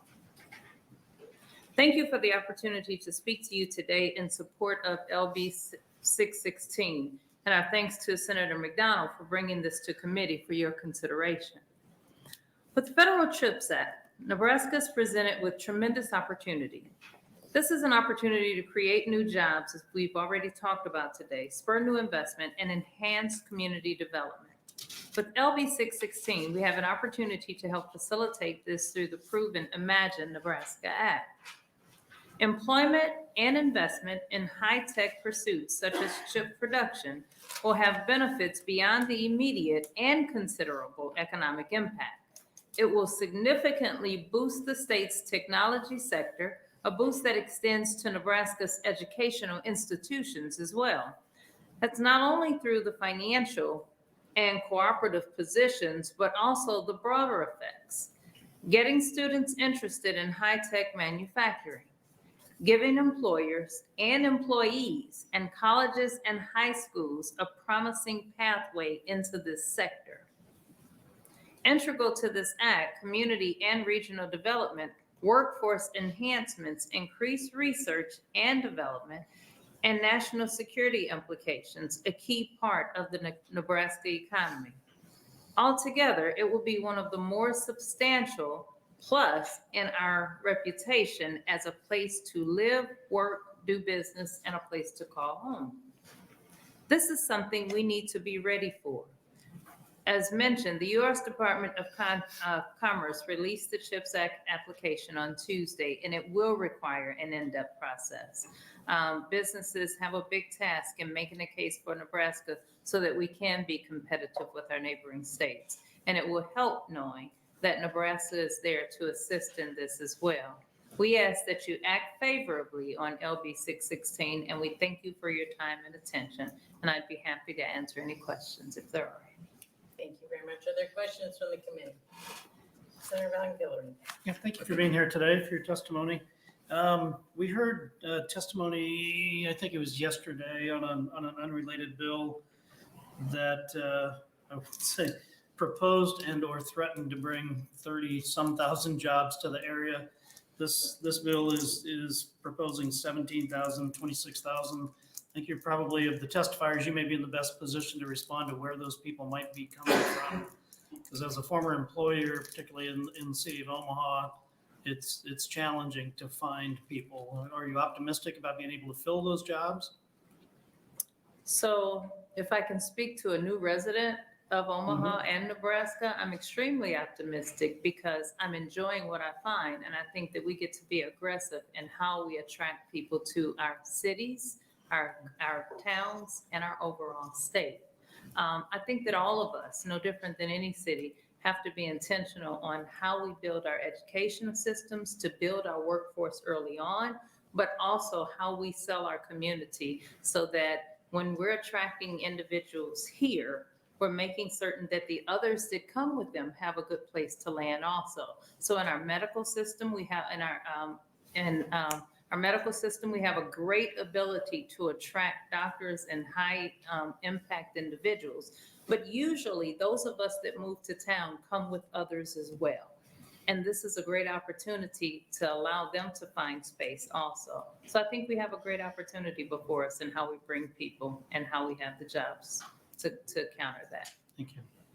Thank you, Senator Von Gillern. Other questions from the committee? Seeing none, thank you very much for being here. Thank you. Other proponents?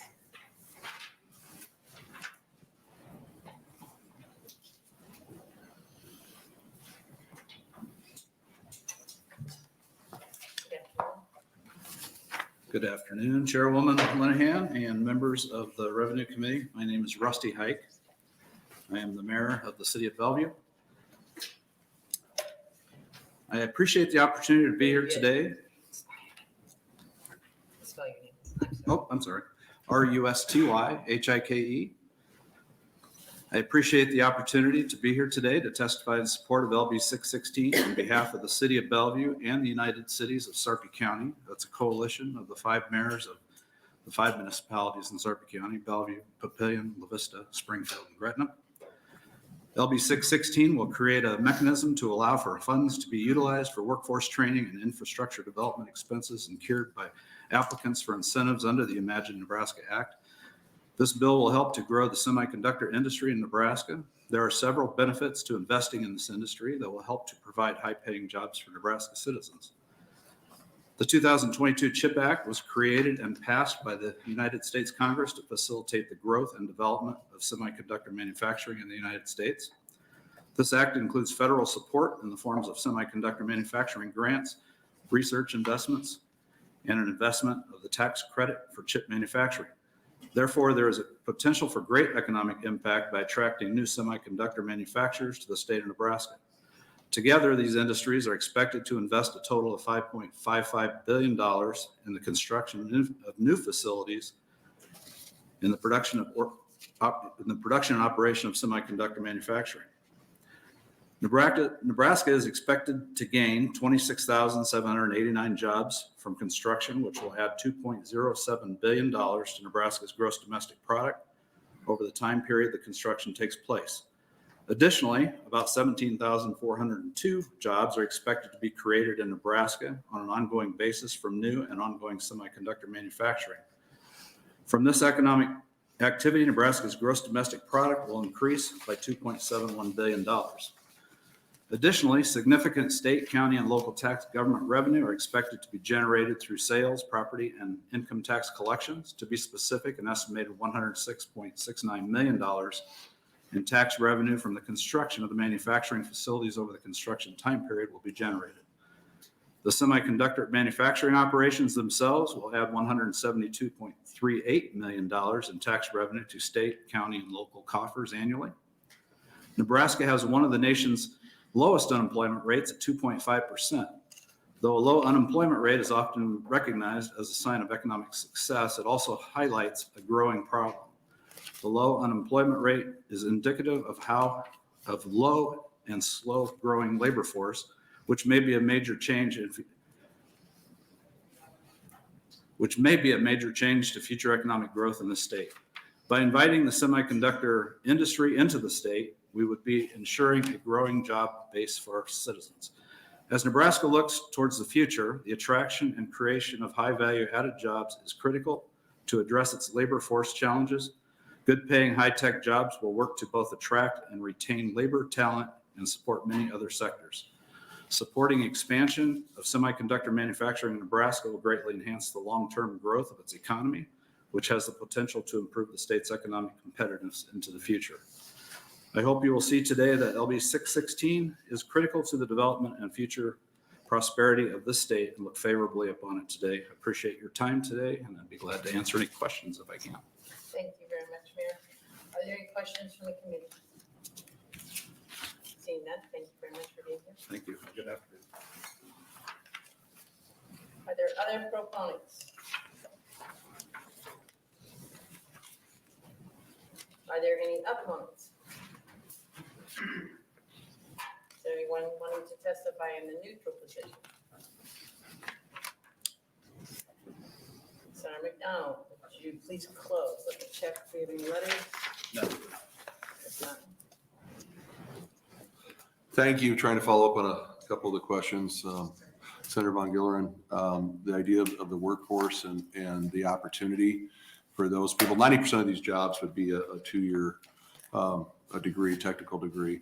And for those kids that are right now in the state of Nebraska, just think how exciting that would be for them as sophomores and juniors and seniors looking at the future and these kind of jobs with this kind of salary. And then again, just being part of that, the future with the semiconductors and that kind of technology. We are behind. We are behind other states. There's been discussions and by some of these business leaders that have gone into other states and they're willing to offer through a governor, through a handshake, $90 million.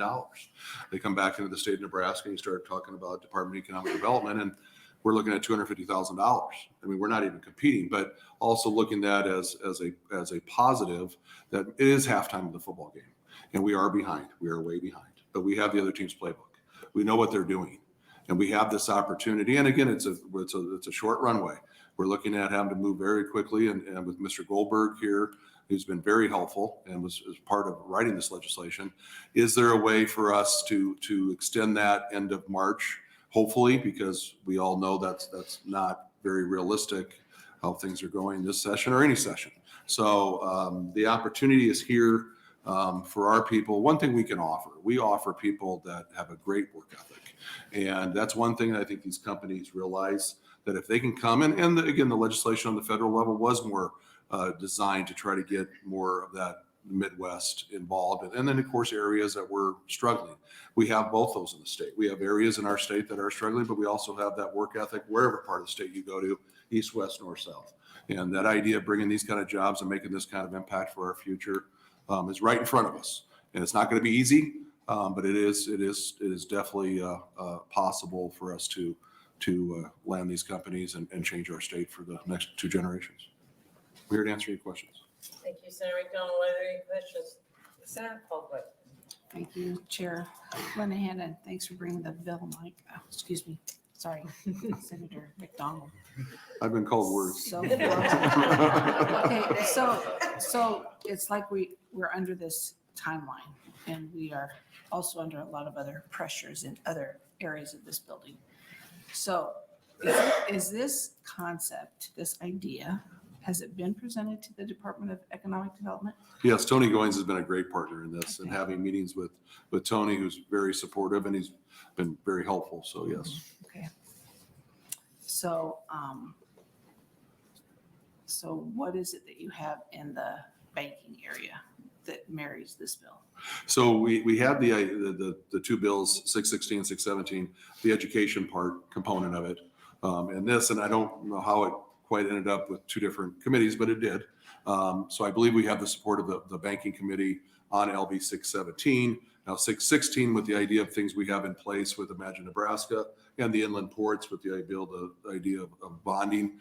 We think bringing these two together, again, Randy Schmazel testified on both bills. And I believe that with that education component, with our private sector component, with us making that landing strip as wide as possible for these companies and as attractive as possible, getting them here. And then by the end of the year, of course, the federal government wants to get that 50 billion out of DC and throughout the country for these jobs to start being created. Thank you. Thank you, Senator Albright. Other questions of the committee? Senator Murman. Yeah, thanks for bringing this. I think in one of the testimonies for Kansas had like 2 billion pledged to this. It seems like that's would be kind of hard to compete with Nebraska. That's one of those playbooks I was referencing that we have their playbook at halftime. Well, and you look at our opportunity though through other avenues, through ImagiNE Nebraska, through the inland ports, to be able to bond. I mean, we have other tools in our toolbox that are a little different. And looking at something like what's going on in Kansas and looking at the distance between Nebraska and Kansas and the ability to possibly work together, that's also something there's ways I think to different paths to victory. And just because another state's out in front of us doesn't mean that we can't catch them or partner with them. Yeah, of course, there's a lot of factors that would be considered. So hopefully Nebraska would be ahead in a lot of ways. Thanks. Thank you, Senator Murman. Are there other questions from the committee? I don't have any hard time understanding this one. So you have 20 million on 617. And you have on this one, what we're trying to do is utilize the tools that we have here currently and through ImagiNE Nebraska and through the inland ports, be able to bond and having that bonding authority. That's where we're trying to be more attractive than other states based on the You're revenue. asking us to basically make changes in ImagiNE in the. We're trying to utilize ImagiNE and also the bonding authority. Both laws are in place at this time.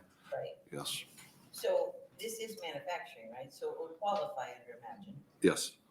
Okay. All right. Well, somebody's gonna have to draw me the diagram. Well, we can meet in the morning. So thank you. Okay. All right.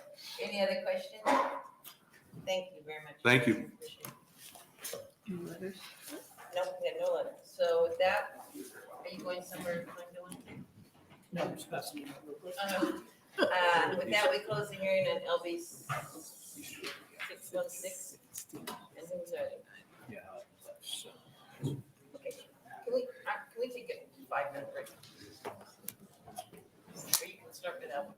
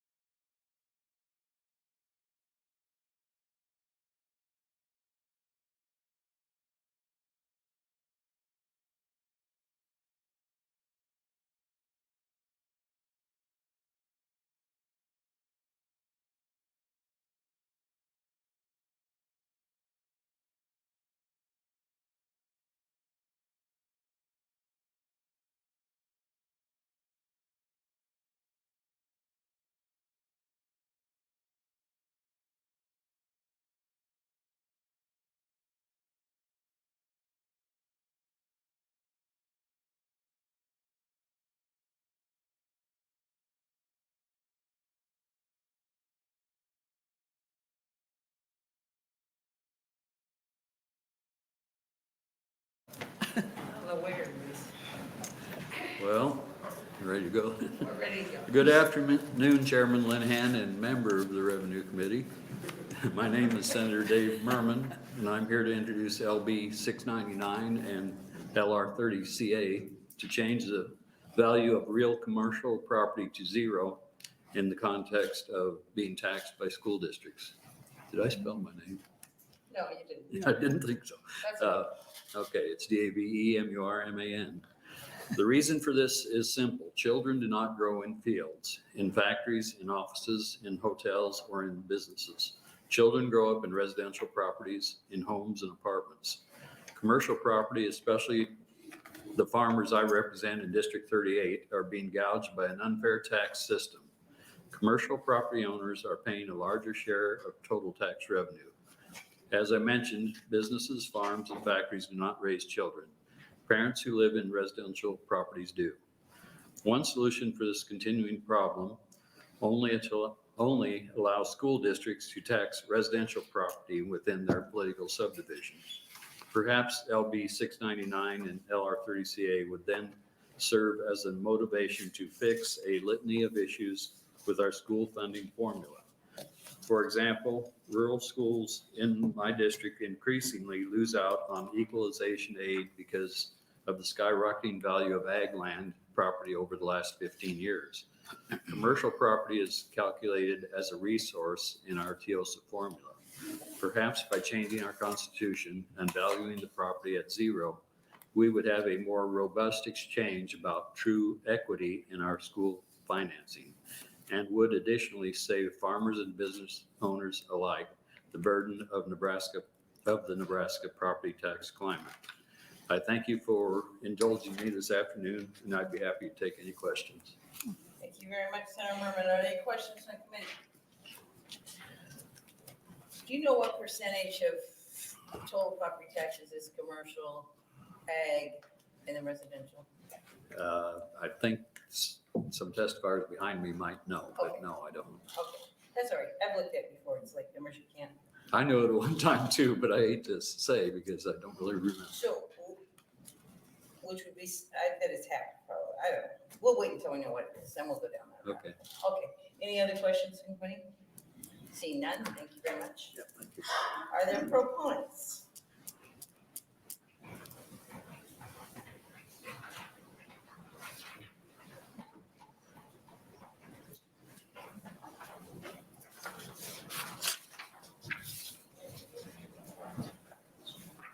Good afternoon. Good afternoon, Senator Linehan and committee members. My name is Merlin Nielsen, Merlyn Nielsen, and my residence is in the Seward area, and I am an ag landowner and a board member of Fair Nebraska.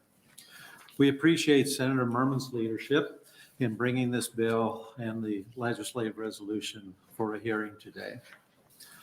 As a member of Fair Nebraska, this is my 6th year of coming before this committee to talk about issues relating to taxing and school funding. LB 699, like LB 1242 in last year's session, is the closest we have gotten to the needed fix to relieve the onerous property tax on ag land and commercial property.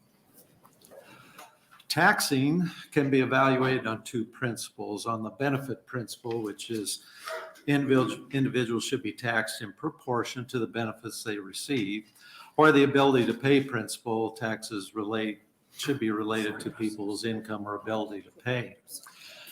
Now, and I'm going to start with making that sure you know that's a big if we wish to continue to rely heavily on real estate property taxes to support our schools, I contend that taxing of only residential property to support schools satisfies these 2 taxing principles. Our present taxing system does not come close. Somehow we need to align taxation more closely to benefits received.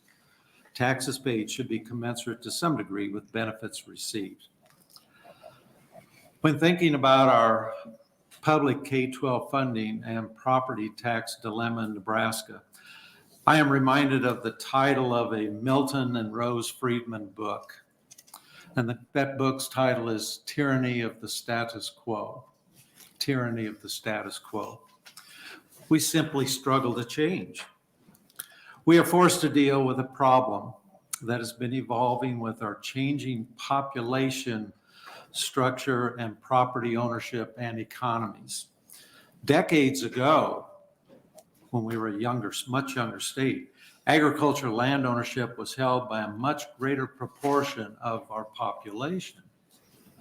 Then commercial property increased, and although we still have agricultural and commercial property contributing to our economy, we now have an ever-growing information and technology component in our economy.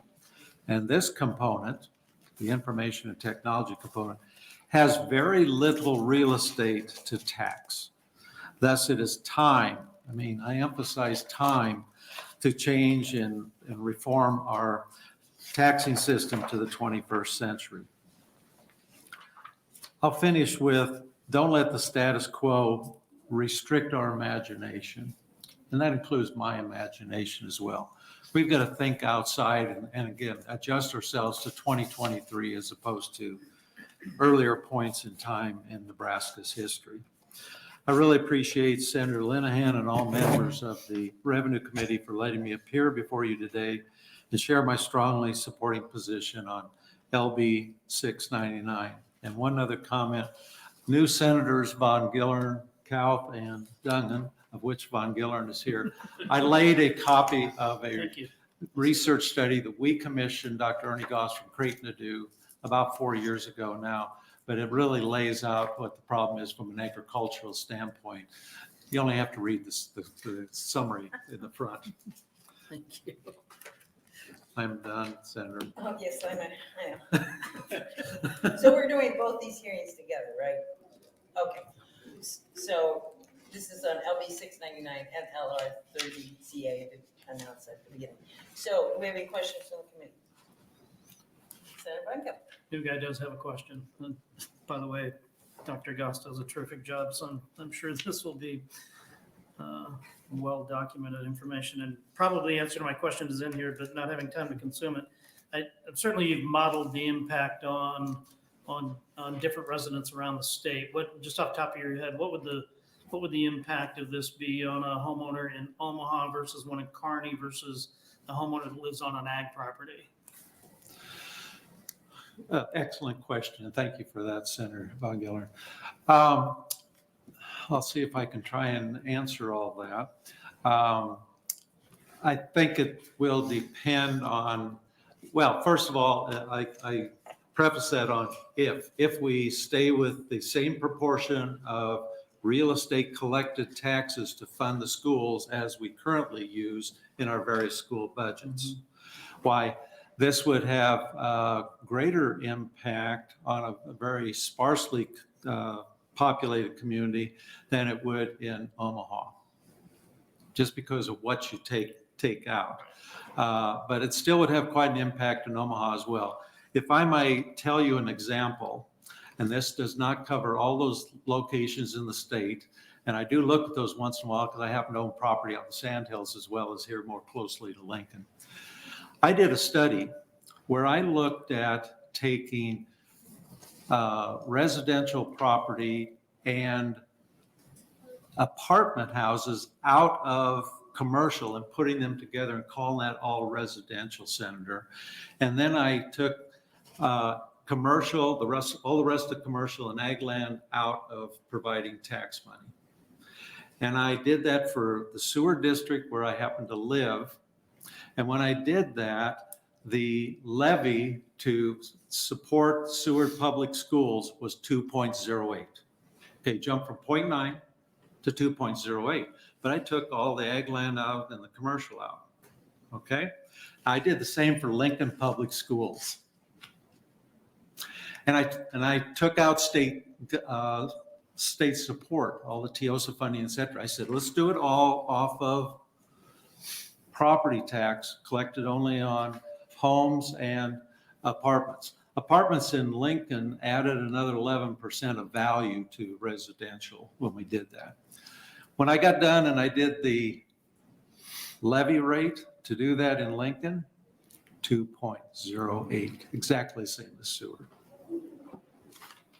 Surprises you, doesn't it? Now, why is that? Lincoln gets state aid, Seward has farm ground. They both have commercial. I hope I'm coming close to. Yeah, you're gonna make me read the book, aren't you? Happy reading. I'll look forward to visiting with you again. Appreciate it. So with those numbers, it would seem to me it's about 50-50.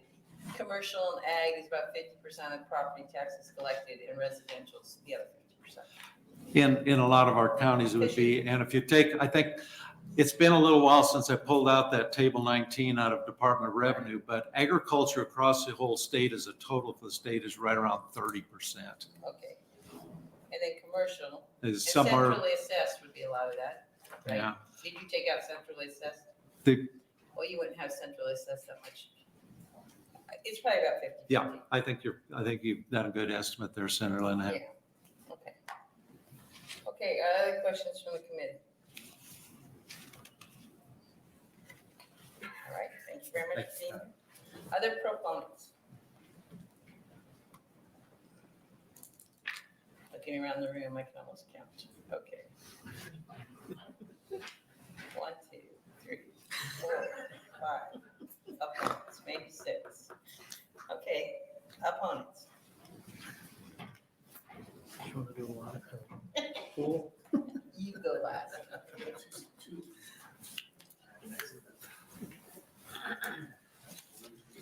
Good afternoon. Good afternoon, Chairwoman Linehan, distinguished members of the Revenue Committee. My name is John Cannon, Joncannon. I'm the Executive Director of NACO. Here to testify today in opposition to LB 699 and in a neutral capacity to LR 30CA. I appreciate Senator Murman bringing this up. I think that these conversations that we have about our tax structure are worth our while, certainly. Our opposition to LB 699 is based on complexity and confusion. So when you get into the guts of how we operate our property tax system, one of the things that I'd like to draw your attention to that I think is worth looking at is Nebraska Revised Statute Section 77-127, which defines what a tax district is. A tax district is an area that's usually it's contiguous in which it has a common levy rate, and that's when you take all the different taxing subdivisions, you pile them on top of each other. So county, city, school, community college, ESU, NRD, so on. And if you have that same common rate, then you're in a tax district. By doing this, we're essentially going to double, probably, or somewhere between half to a 60% increase to doubling the number of tax districts in the state. It creates a lot of complexity. It's something that has to be built individually by the assessor within their CAMA system. That in and of itself, the programming costs, I mean, we've got computers to do that. We can do it, but it creates a certain amount of complexity for your assessor. The other thing is the confusion that this is going to cause. It is certainly a tax shift. Senator Linehan, 51.05% of the total taxes in the state are paid by residential property. Ag is 23%, commercial is 19.5% of the total, and then the remainder is bonds, essentially. And so those all add up in the total. From our perspective, the confusion this is going to cause when you look at the tax statement, someone's going to say, well, I'm being taxed zero for school purposes, and I'm being taxed at whatever my value is for the remainder. Ultimately, the question is going to come, well, why not zero for everything? And I understand that there was the conversation about how we want to link our services to the amount of tax that we pay. I can tell you just as straight away, I'm very, very proud of Lincoln for having completed the South Beltway. I have never driven a square inch of the South Beltway. And so once we get to those sorts of things, should I have to pay for something that I'm not using? I think we see that argument deteriorates rather rapidly. Frankly, the reason we have a property tax is and I'll go through the list that I've given before. When I look at tax policy, I ask myself 4 questions. The first one is, what do we need to pay for? And for the counties, we're looking at roads, bridges, law enforcement, jails, courts, and elections. Those are the big ticket items, and then the infrastructure that supports it. The second question is how much do we need? And I like to think that we're fairly conservative in the county level, and so what we need is what we're asking for. We're not really asking for much more than is required. Then the next question, the crucial question, and that's what gets us to the policy discussion here, is who should pay? And what we decided a long time ago is for those things that are peculiarly local in nature, we want the local taxpayer to pay for them. There are certain things that go into making a community. And in some parts of those, we have the government that takes care of it. We like roads, we like bridges, we like schools, we like to have good schools. The idea that commercial property doesn't have children in schools and therefore doesn't benefit from the schools, I don't think that argument goes very far, frankly. And frankly, I guess what I would say in response to that is that our commercial sector benefits from a well-educated workforce. And frankly, when we talk about the sorts of workforce that we want in the future, we want high-paying jobs that require lots of technical skill and therefore education. So from that perspective on tax policy, I find the issue of we don't want to have commercial or ag pay for these sorts of things, it's found wanting after a cursory analysis. I've got a whole bunch of numbers, but I don't want to go into them. As far as the constitutional amendment, I'm not sure that you necessarily get away from a market standard. We essentially copied and pasted the phrases that we use for agricultural land and its valuation from the Constitution over into the commercial sector. I still believe that you have to have a market standard. You'll be tied to some sort of market value. And again, I'll just refer you back to the commercial class of property accounts for roughly 19.5% of the total taxes paid in our property tax load. So that with commercial and agricultural representing 45-ish%, if you exclude the bonds, that is exactly what's going to shift over to our residential taxpayers. And those are the people that they're our friends, our neighbors, our voters, our constituents, all that good stuff. I'm happy to take any questions you might have. Okay, so any questions from the committee? Senator Brizzi. Thank you, Chairman Linehan. Thank you for your testimony here today. You talk about policy and things of that sort, but you also talk about complexity and confusion. Would this be any more complex or confusing than the analysis for your local officials on relative to LB2 and the ag land bonding? Be similar, wouldn't it? It would be similar. And Senator, I have to tell you that when I went back to our software company after testifying on that, my programmers were all lined up to give me a piece of their mind. We're still working through some of the issues just to make sure that the property tax statements display correctly. It's been a pretty incredible lift so far. Happy to do it. We have as a software company that's owned by NACO, we have not charged the counties for our time. I would say that we've conservatively put in at least 350 man hours into that project. Okay. But you are working your way through it. And yes, sir. This wouldn't be any more difficult than that analysis for your locals, would it? It would be very, very similar in nature, sir. Yes. Okay. Okay. Very good. Thank you. Yes, sir. Thank you. Thank you, Senator Brizzi. So I wasn't even understanding when you said double the tax entities. He's only taking out schools, right? This is only affecting schools? It would double the number of tax districts. And so those are the Yeah, I get it now. Yes, ma'am. But it's only schools, which I can right here. Yes, ma'am. Well, in 699, in the LR, we're talking about just doing anything we want with the commercial class of property. Okay, so, but their focus is schools. Yes, ma'am. Public schools and how they're funded. Yes, ma'am. And then you said something about we want them funded locally. So when I look at No, Lisa, what did you say? You said, did you read your testimony? yes, ma'am. Well, no, I've got it outlined. Sorry. So you said something about we've decided that we should fund things locally. So when you look at tax policy, I ask the question of when I get to the question of who should pay. Generally speaking, those sorts of things that are peculiarly local in nature, we want the locals to pay for. And so like a school district. yes, ma'am. But that's not the way we do it. We do have other sources of funding that we have for our schools. Pretty Yes, ma'am. considerable other sources of funding, right? That aren't local. My brief is not for the schools. I don't know their numbers, and I get out ahead of my skis if I try to. And then isn't there quite a bit of state funding that's for bridges and roads? There is, and we appreciate every dime of it. Okay, I was just confused there. Yes, ma'am. Yes, Senator Albright. Thank you, Chair Linehan, and thank you for being here. I'm actually listening to your top 4 things you think about. What was the fourth one? The fourth, pay for needs and who should pay. and then the last question is how do they pay? And so, and again, this goes back to when we became a state. When we were thinking about how we want people to pay, we said, well, if you look at income tax, taxing an income, there are problems with that some people thought for the local issues we don't want to get into. For a sales tax base, Douglas County is going to be fine. Banner, McPherson, Boone, some of the smaller, more rural counties, they're going to be in really big trouble if we rely on a sales tax base to take care of the services that we want. And so that last question is how do we want our local population to pay for it?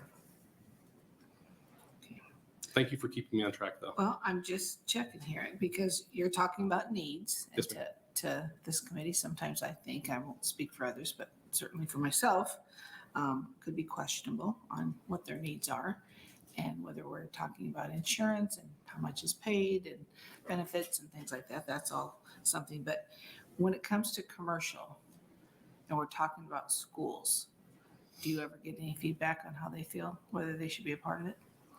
I can't make the brief for the schools, but from when I look at it, Commercial. do I hear from the commercial sector? I've not heard from the counties as far as whether or not the commercial sector is So appropriate they wouldn't or not. have a problem with it if we decided to do this? From the county perspective? Yeah. Outside of the programming that we would have to do internally, I mean, it's garbage in, garbage out. It's not, none of this is garbage, but it's garbage in, garbage out. We feed some numbers into the machine and the machine will print out some tax statements and that's what we'll do. Thank you. Yes, ma'am. Thank you. We're all tired and we're all doing way too many hearings. Yeah, yes, ma'am. I salute We all. really need to say that when we become a state, because when we became a state, we didn't have sales tax or anything like that. Yes, ma'am. We only had a property tax. Right. And everybody had 160 acres and as many kids as they could afford or not afford, so they could work the farms. So we're along, I think back to Mr. Nelson's opening statement. We can't, we are not there anymore. That's very true. When everybody had 160 acres and it was fair. We have moved way away from that. Yeah, I guess the only thing I could say in response is that if we're going to essentially double the property tax for our rural communities, what we have observed over the last 80 years with every decennial census is an emptying out of rural Nebraska, and I think you're only going to accelerate it at that point. I think the proposal of which is out there would double everybody's taxes. I mean, we just went through that Lincoln sewer. I mean, if half the property is commercial or ag, and you take that off the rolls, then everybody living in a house, probably in rural Nebraska is much greater, because when you get to where you've got very few people in town with very few houses, I don't know how they could possibly do it. They would be paying all the freight. Yes, ma'am. But, okay, well, they get equalization, that's how it happened. Okay, any other questions? Thank you very much for being here. Thank you all very much. I appreciate it.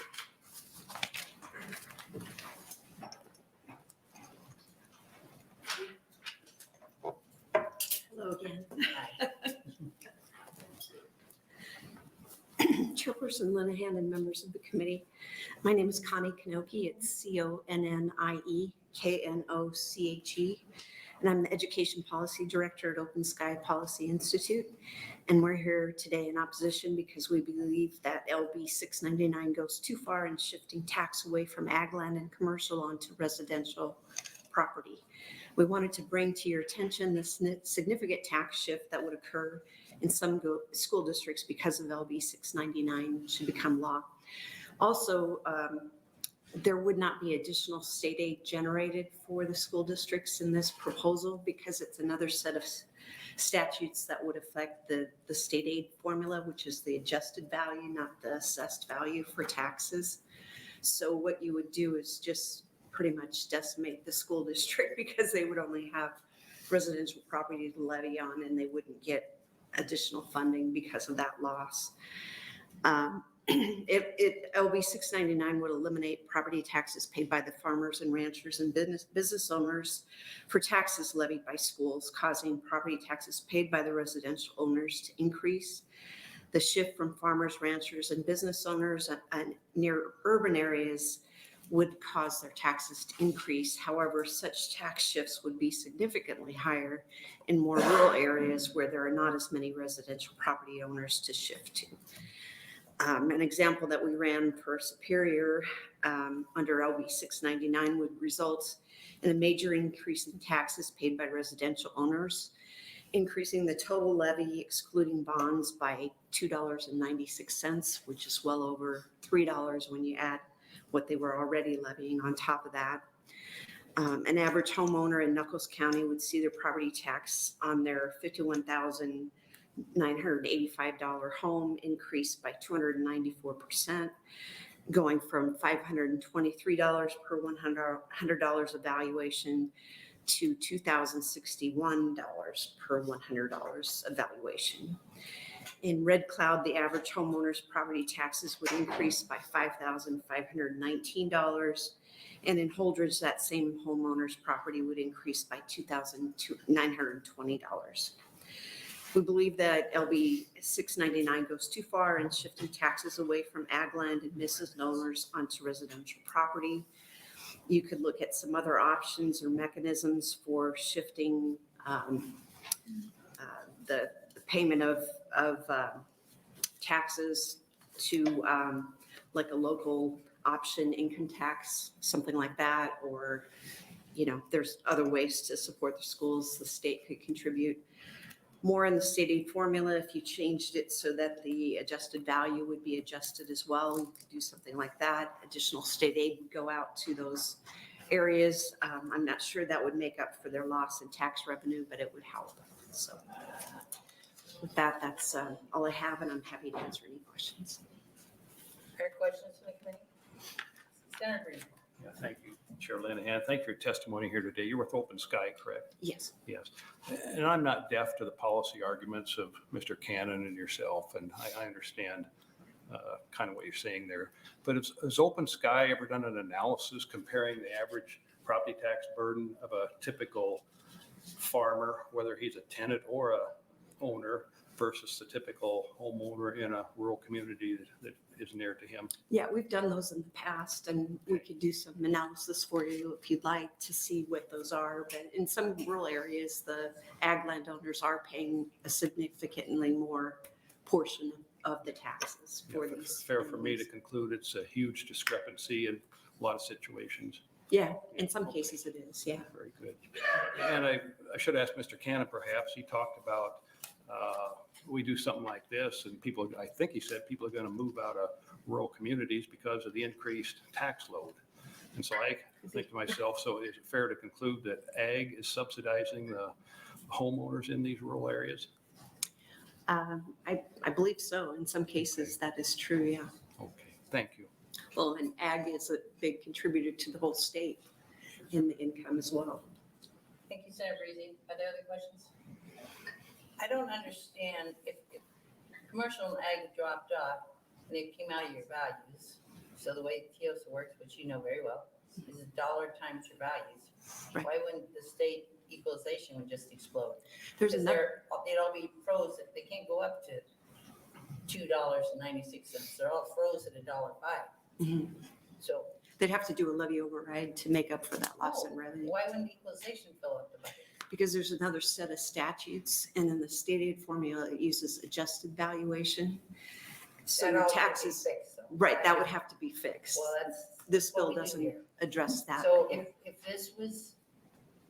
we did all the adjustments we have to do, the whole idea of TIOSA is a dollar times your valuation, right? Mhm. And if that is less than your needs, you get equalization.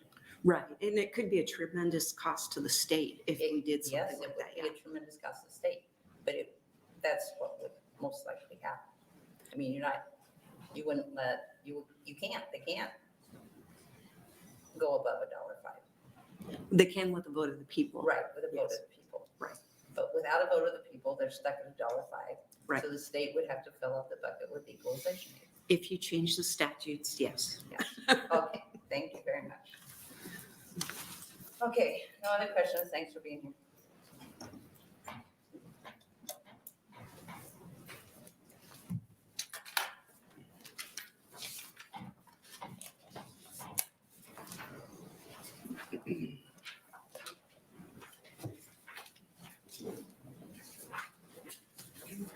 Good afternoon. Good afternoon, Senator Linehan and members of the Revenue Committee. My name is Jack Moles. That's JACKMOLES. I'm the Executive Director of the Nebraska Rural Community Schools Association. Today, I'm also testifying on behalf of the Nebraska Council of School Administrators, Nebraska Association of School Boards, Greater Nebraska Schools Association, and Schools Taking Action for Nebraska's Children's Education.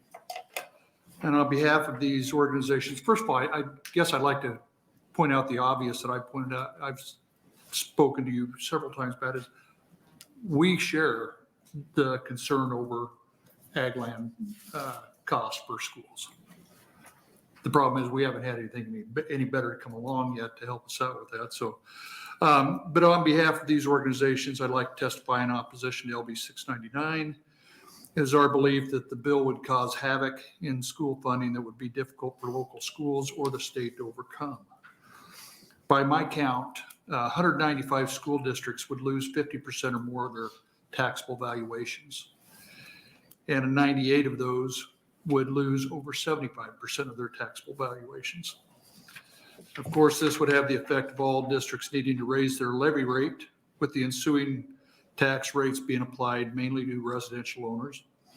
And I ran this for all the schools, just kind of some rough calculations, but I gave you some examples. For example, McPherson County has a current levy of right at 71 cents. They would lose 93.8 of their percent of their valuation. And their levy, just to get to be whole again to where they are right now, would be at $11.41. A few others, Boone Central, I put in there Senator Breezy for you. 54 cents right now in the current levy, lose 78% of valuation. New levy, just to get to whole, would be 2.45. Omaha, they're at $1.06, almost $1.07. They'd lose 27.5%. They'd be at 1.47. The last one on there, though, was the interesting one to me, Ashland Greenwood. Right now, their levy is 7650. They lose 26.1% of their valuation. They would be at $1.342. Of 244 districts, they were the only one that would be below the $5 levy limit. And I would have lost a bet on you. I would have bet that every district would have been over the $5. But so anyway, Senator Linehan, you pointed out they wouldn't be able to go that high. The levy override was suggested. You can only go 50 cents above the levy limit on a levy override, I believe. So most schools would not be able to do that because most of them would be well above that because the average levy rate to bring schools to whole would be $3.01. And I did all this without determining equalization aid impact. I didn't figure that in. So That's kind of a big, yeah. kind of big ignoring of the facts. Yeah. So anyway, this change could not be supported under current law and TOSA without decimating most school districts. You'll be considering school finance bills as you move forward in the session. We struggle to see how any of those would be realistically workable with the move to 0% valuation also. So in closing, the education organizations that I named above would be opposed to LB 699. Okay, thank you. Are there questions from the committee? Yes, Senator Breezy. Thank you, Chairman. Thank you for your testimony here today. Do you have any idea what the, how many dollars we'd be talking about if all residential property was taxed at $1.05? Should have maybe asked Mr. Nielsen. At $1.05, I don't have Yeah. that. One thing I did notice I left out, though, mentioning that what I estimated was about $1.2 billion loss in revenues with just this move by itself. And a year or two ago, Senator Murman had a similar bill. And I looked back at it, and the fiscal note on it at the time was about $1.2 billion. So I thought I was pretty much in the ballpark. Okay. Thank you, Senator Breezy. Other question? So I'm familiar with some of these places, Lewiston, Nebraska. So you're saying in Lewiston Public Schools, 87.7% have ag produced, mostly, I suppose there's some commercial there, but it's pretty thin. I don't even think there's a bar left. It's all on ag, basically, 90%. Ashland Greenwood, that superintendent grew up in Lewiston. Yes. So he's doing something that everybody else seems to be not doing. Well, it was just a kind of a perfect combination of where their levy was Well, and, they got a decent school, right? yeah, Do you very know how many nice. kids, are they a stand school? Yes, I believe they are. They don't get very much equalization aid, do they? You know, I don't believe they do, but I'm not sure on that, Senator. Johnson County Central. The problem with a lot of these little towns, Lewiston, Johnson County Central, they don't have more than maybe a dozen houses over $100,000. You know, that's one of the things I looked at was the You know this disproportionate, because you're from there. right. You were there. But I looked at the disproportionality of a house in, let's say a house in Tecumseh that might be worth $100,000 or valued at $100,000. If you put that same house in Omaha and Lincoln, how much would it be worth? Much more. And so that district would be able to generate more in. It's what I think some of this is always comes from where you sit, it's how you see the world. So where a lot of ag people said, and I understand this, if the people in Tecumseh, Beatrice, I can't go much further than that, but I'm sure there's towns all across the rest. Their property tax has actually been going down for the last 10, 12 years, haven't they? No, I actually, I don't know about all of them themselves. Right. Some of them have. Yes. You're talking because about when your ag valuations. values go up. Mhm. But and- some of them have had to, in order to meet what they needed to do, have had to actually raise their levy rates back up. And as their ag land either stagnates or goes up a little bit, then they've generated a little more. But somehow Ashland Green would change. All right, any other questions for the committee? Thank you very much. Oh, sorry. Go ahead. Just a brief follow-up, the 1.2 billion from a couple of years ago, that represents the loss in revenue to the schools from removal of ag and commercial. Right, Okay, just doing that. okay, very good, thanks. All right, thank you very much. Thank you.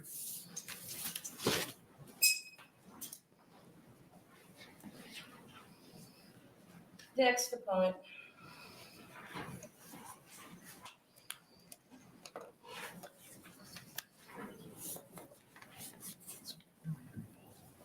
You're always so polite. Wait, Pardon me? No.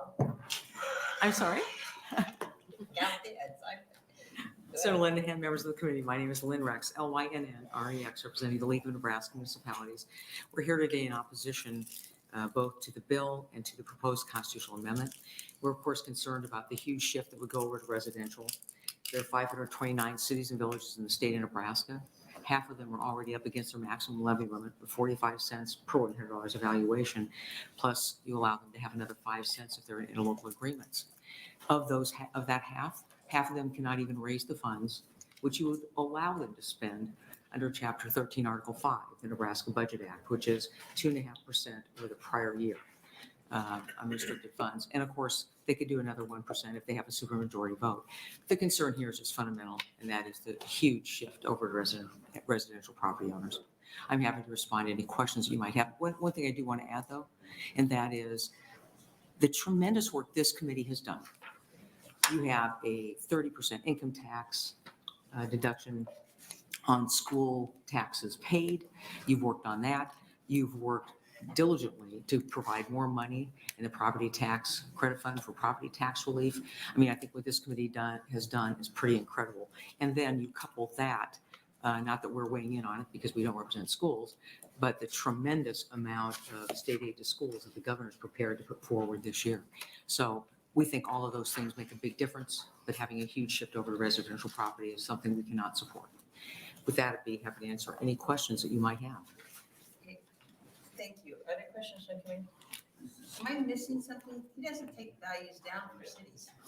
Well, we're concerned about the shift over to residential, and it doesn't take the values down for cities, but we're concerned about what it does and the implications it has for municipalities in the state. We think that the way that this is drafted, Your towns they can't tax the ag farmers. no, but they have It's the commercial commercial. property, it's commercial the property. commercial. Yes, ma'am. I got it. Yes, Okay, but they don't take it down for the city. It's just for the schools. correct. But all of that has an impact on the shift to residential. Well, I know you all come as a group like it. I mean, You work together. I get it. Sure. Yeah. Yeah, thank you. Thank you for your testimony. Your concern, is it based on these numbers suggesting a tax levy of 2 point something, 3 point something for schools, or if we could keep that to $1.05 max? Similar concern or not? That is a concern, yes. Even if we kept it to $1.05? Yes, because that's what you have right now for schools. I'm just saying everything is interconnected, everything's interrelated. That's the concern. Okay, I don't think you understood the question. Okay, maybe I didn't. I probably did not. I No, apologize. it's okay, because you get to fill out, because, go ahead. I'm sorry. There was talk earlier about getting TIOSA equalization aid to backfill, but we'd have to make some changes to do that. If we keep residential property max amount at $1.05, and then backfill with equalization aid, you still have a similar concern? Oh, no, I'm sorry. I thought you meant something different. I'm just saying the bills don't have that. Yes, as but if we drafted. could do that and max out the residential, unless there's an override max amount of Correct.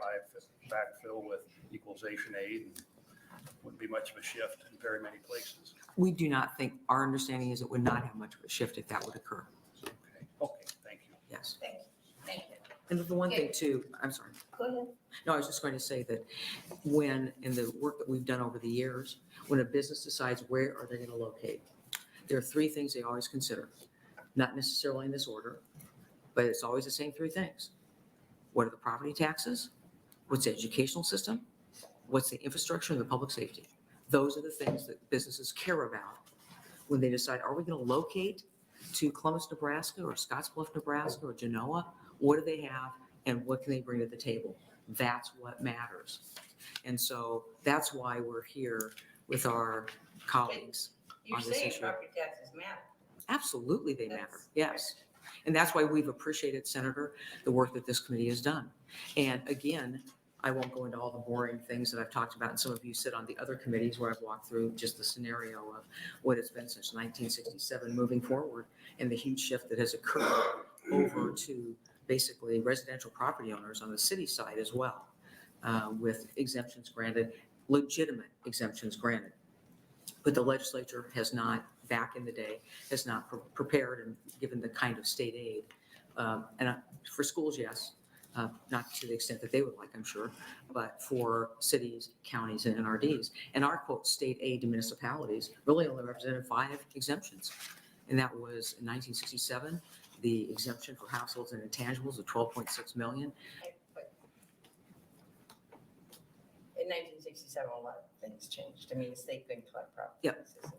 Yes, but what I'm saying is that when you reference state aid to not you, when anyone references state aid to municipalities, it isn't like the TIOSA formula, which Right, is I get broad-based TIOSA. It's 5 exemptions: households, intangibles, and the exemptions on livestock, farm equipment, and business inventory. Started in 1972 and effectuated in 1977. So, and then that was totally eliminated with passage of LB 383 in 2011.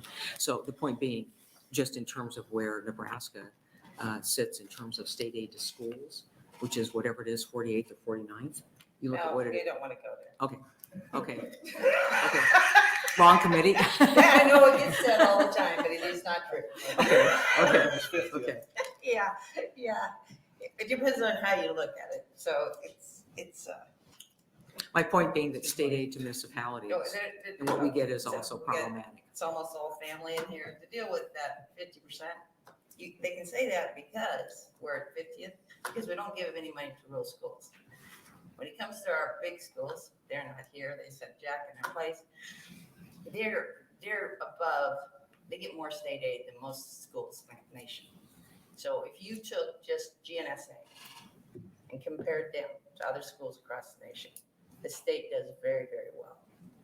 But when you add all the little schools across the state, STAN schools, nurses schools, Jack schools, we're very bad. So it's one of those things. It's true, but it's not. It's true, but it doesn't really tell you what the situation is. We are generous with state aid, but we are not to a point, and then it just goes. And for state aid, quote, to municipalities, what we'd like to see is basically to have some additional funds coming to state aid to cities and villages. Okay, thank you very much. Thank for you being so here, much. Appreciate putting your up with time. this. I still don't have to accept. Oh, really? Yeah, Chelsea gets dead enough. Good Yes, afternoon, good Chairman afternoon. Linehan and members Yes. of the Revenue Committee. My name is Ron Sedlacek, RONSEDLACEK, here on behalf of the Nebraska Chamber. Even though the sign says LB 699, it's not why I'm here. It's a constitutional amendment. Okay, and we're combining it, correct? Am I hearing? Yes. All right, so with that being clear, I'm here only on LR 30 CA. And you're here with the chamber. Here with the chamber. Nothing to do with 699. We didn't weigh in at all on 699, so don't even want to talk about 699. Okay, good. Just- All right.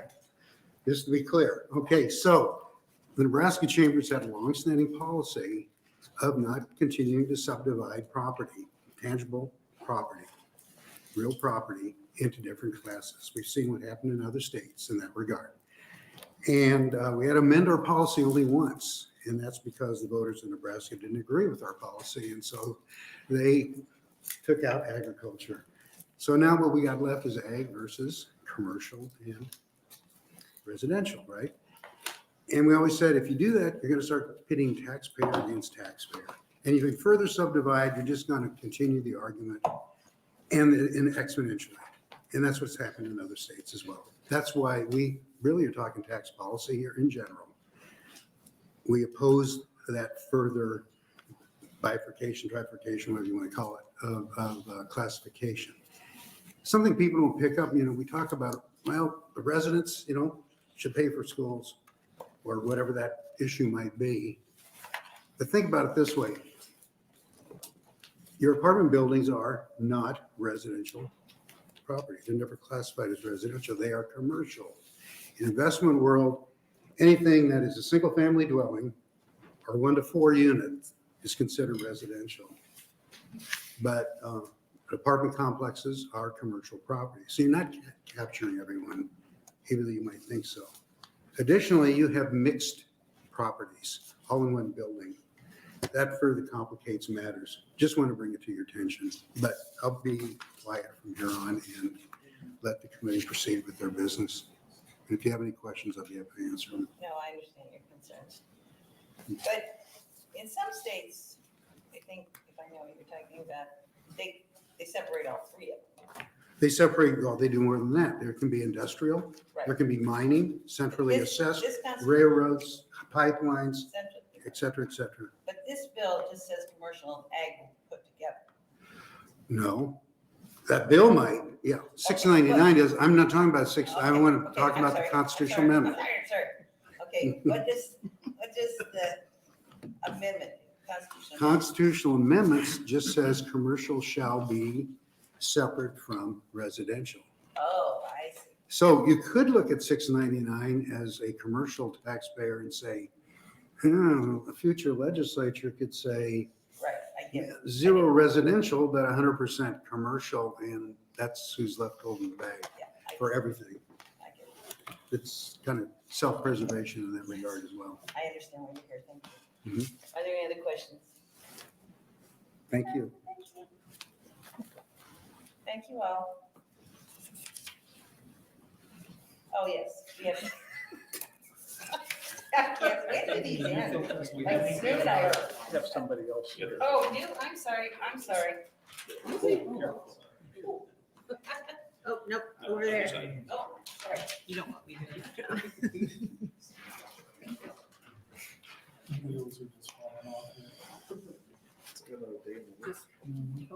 Hello. I'm sorry, I didn't see you. That hurt. That hurt. I'm Shirley Niemeyer, SHIRLEY, NIEMEYER, and I'm opposed to LB 699 for a couple of reasons. I'm representing myself. I do own, my husband and I own a farm. I grew up on a farm. I know there's a huge problem with property tax for landowners, farmers.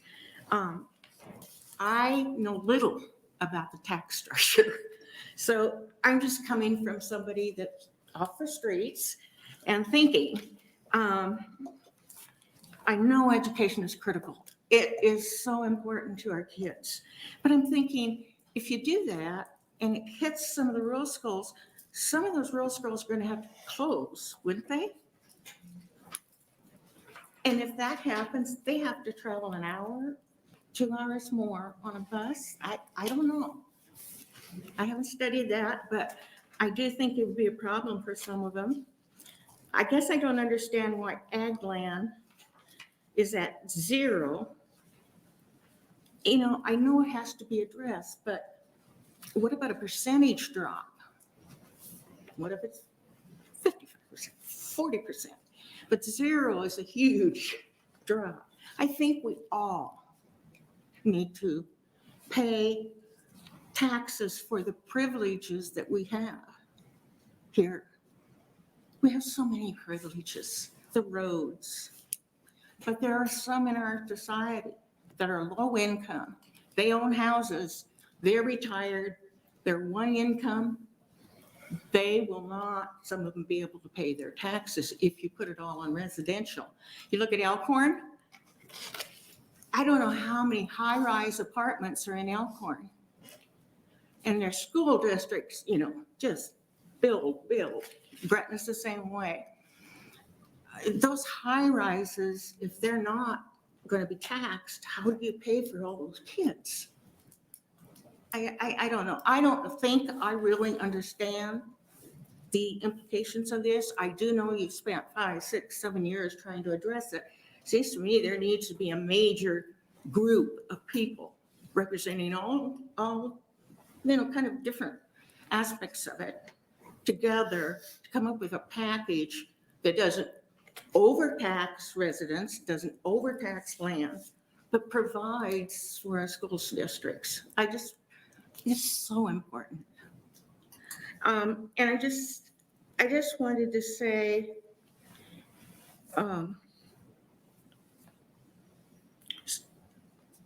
that I was going to tell you about Ashland Greenwood. You'd like to know what's going on there. I live in that town. I don't have any children in the school, but we raise money through our foundation to build things, to help the teachers with things the school can't afford. We did technology early on. We've done a lot with our foundation, but that's not going to work in many communities. The other problem is we're getting all these lakes around the sands built when they take the sand out. And those houses are like $1 million some dollars. And so that's what's helping us. We weren't a wealthy school district. We're not wealthy. But that kind of property raises the money to help. The other thing, personally, there are some things that are not on the tax rolls. I know storage facilities in our town aren't on the tax rolls. I mean, they're on for the property, but not to pay taxes on what they do. You know, they don't do that. So there's some things that you could tax that's not being taxed now. But I also feel that the lower income people are paying more taxes than they maybe are able to, and the really upper income people are not paying what they could if you really value education. And, you know, Warren Buffett said he pays less taxes than his secretary. He said that one time. Now, I don't understand that. I mean, I just don't understand that. And so I thank you very much for listening to me. And I hope that you're able to solve the problem, because I don't want to see farmers, landowners that are agriculture or horticulture not in business. And I know that some of them are hurting, not all of them. You're like, thank you. Thank very you. much. Thank you. Appreciate you being here. Oh, yes, questions? No, we don't. Thank you very much for being here. Thank you. Appreciate it. Look. I know, it doesn't make it easy, does it? Can we go down again? Okay, that, I didn't make the shit, did I? So in LB 699, we had Patricia Buck, I don't need to read him, 3 proponents, no opponents. On LR 30CA, we had 2 proponents, no opponents. Senator Murman, would you like to close?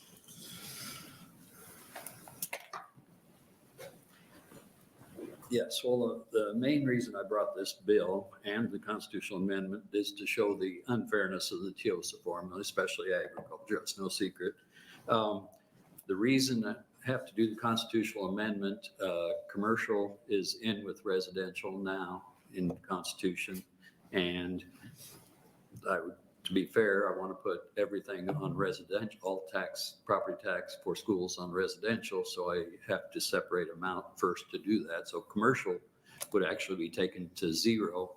I mean, I'd like to separate out apartments there too, because those are actually residences, but I think that's going to be really difficult to do.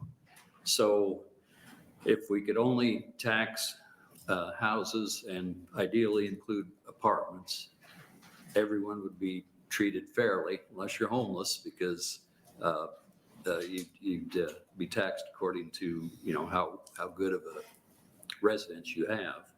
So, and someone brought up the local option income tax. I'd be a lot more favorable toward, you know, if we were going to tax something other than residential property, an income tax, because I think income is a lot more fair than property. Just because you own a certain amount of property doesn't mean that's a very poor measure of your ability to pay. If you have property, someday you have to pay for it. So you have to make the income sometime to pay for it anyway. And agricultural property is very seldom sold by an individual. Usually it's,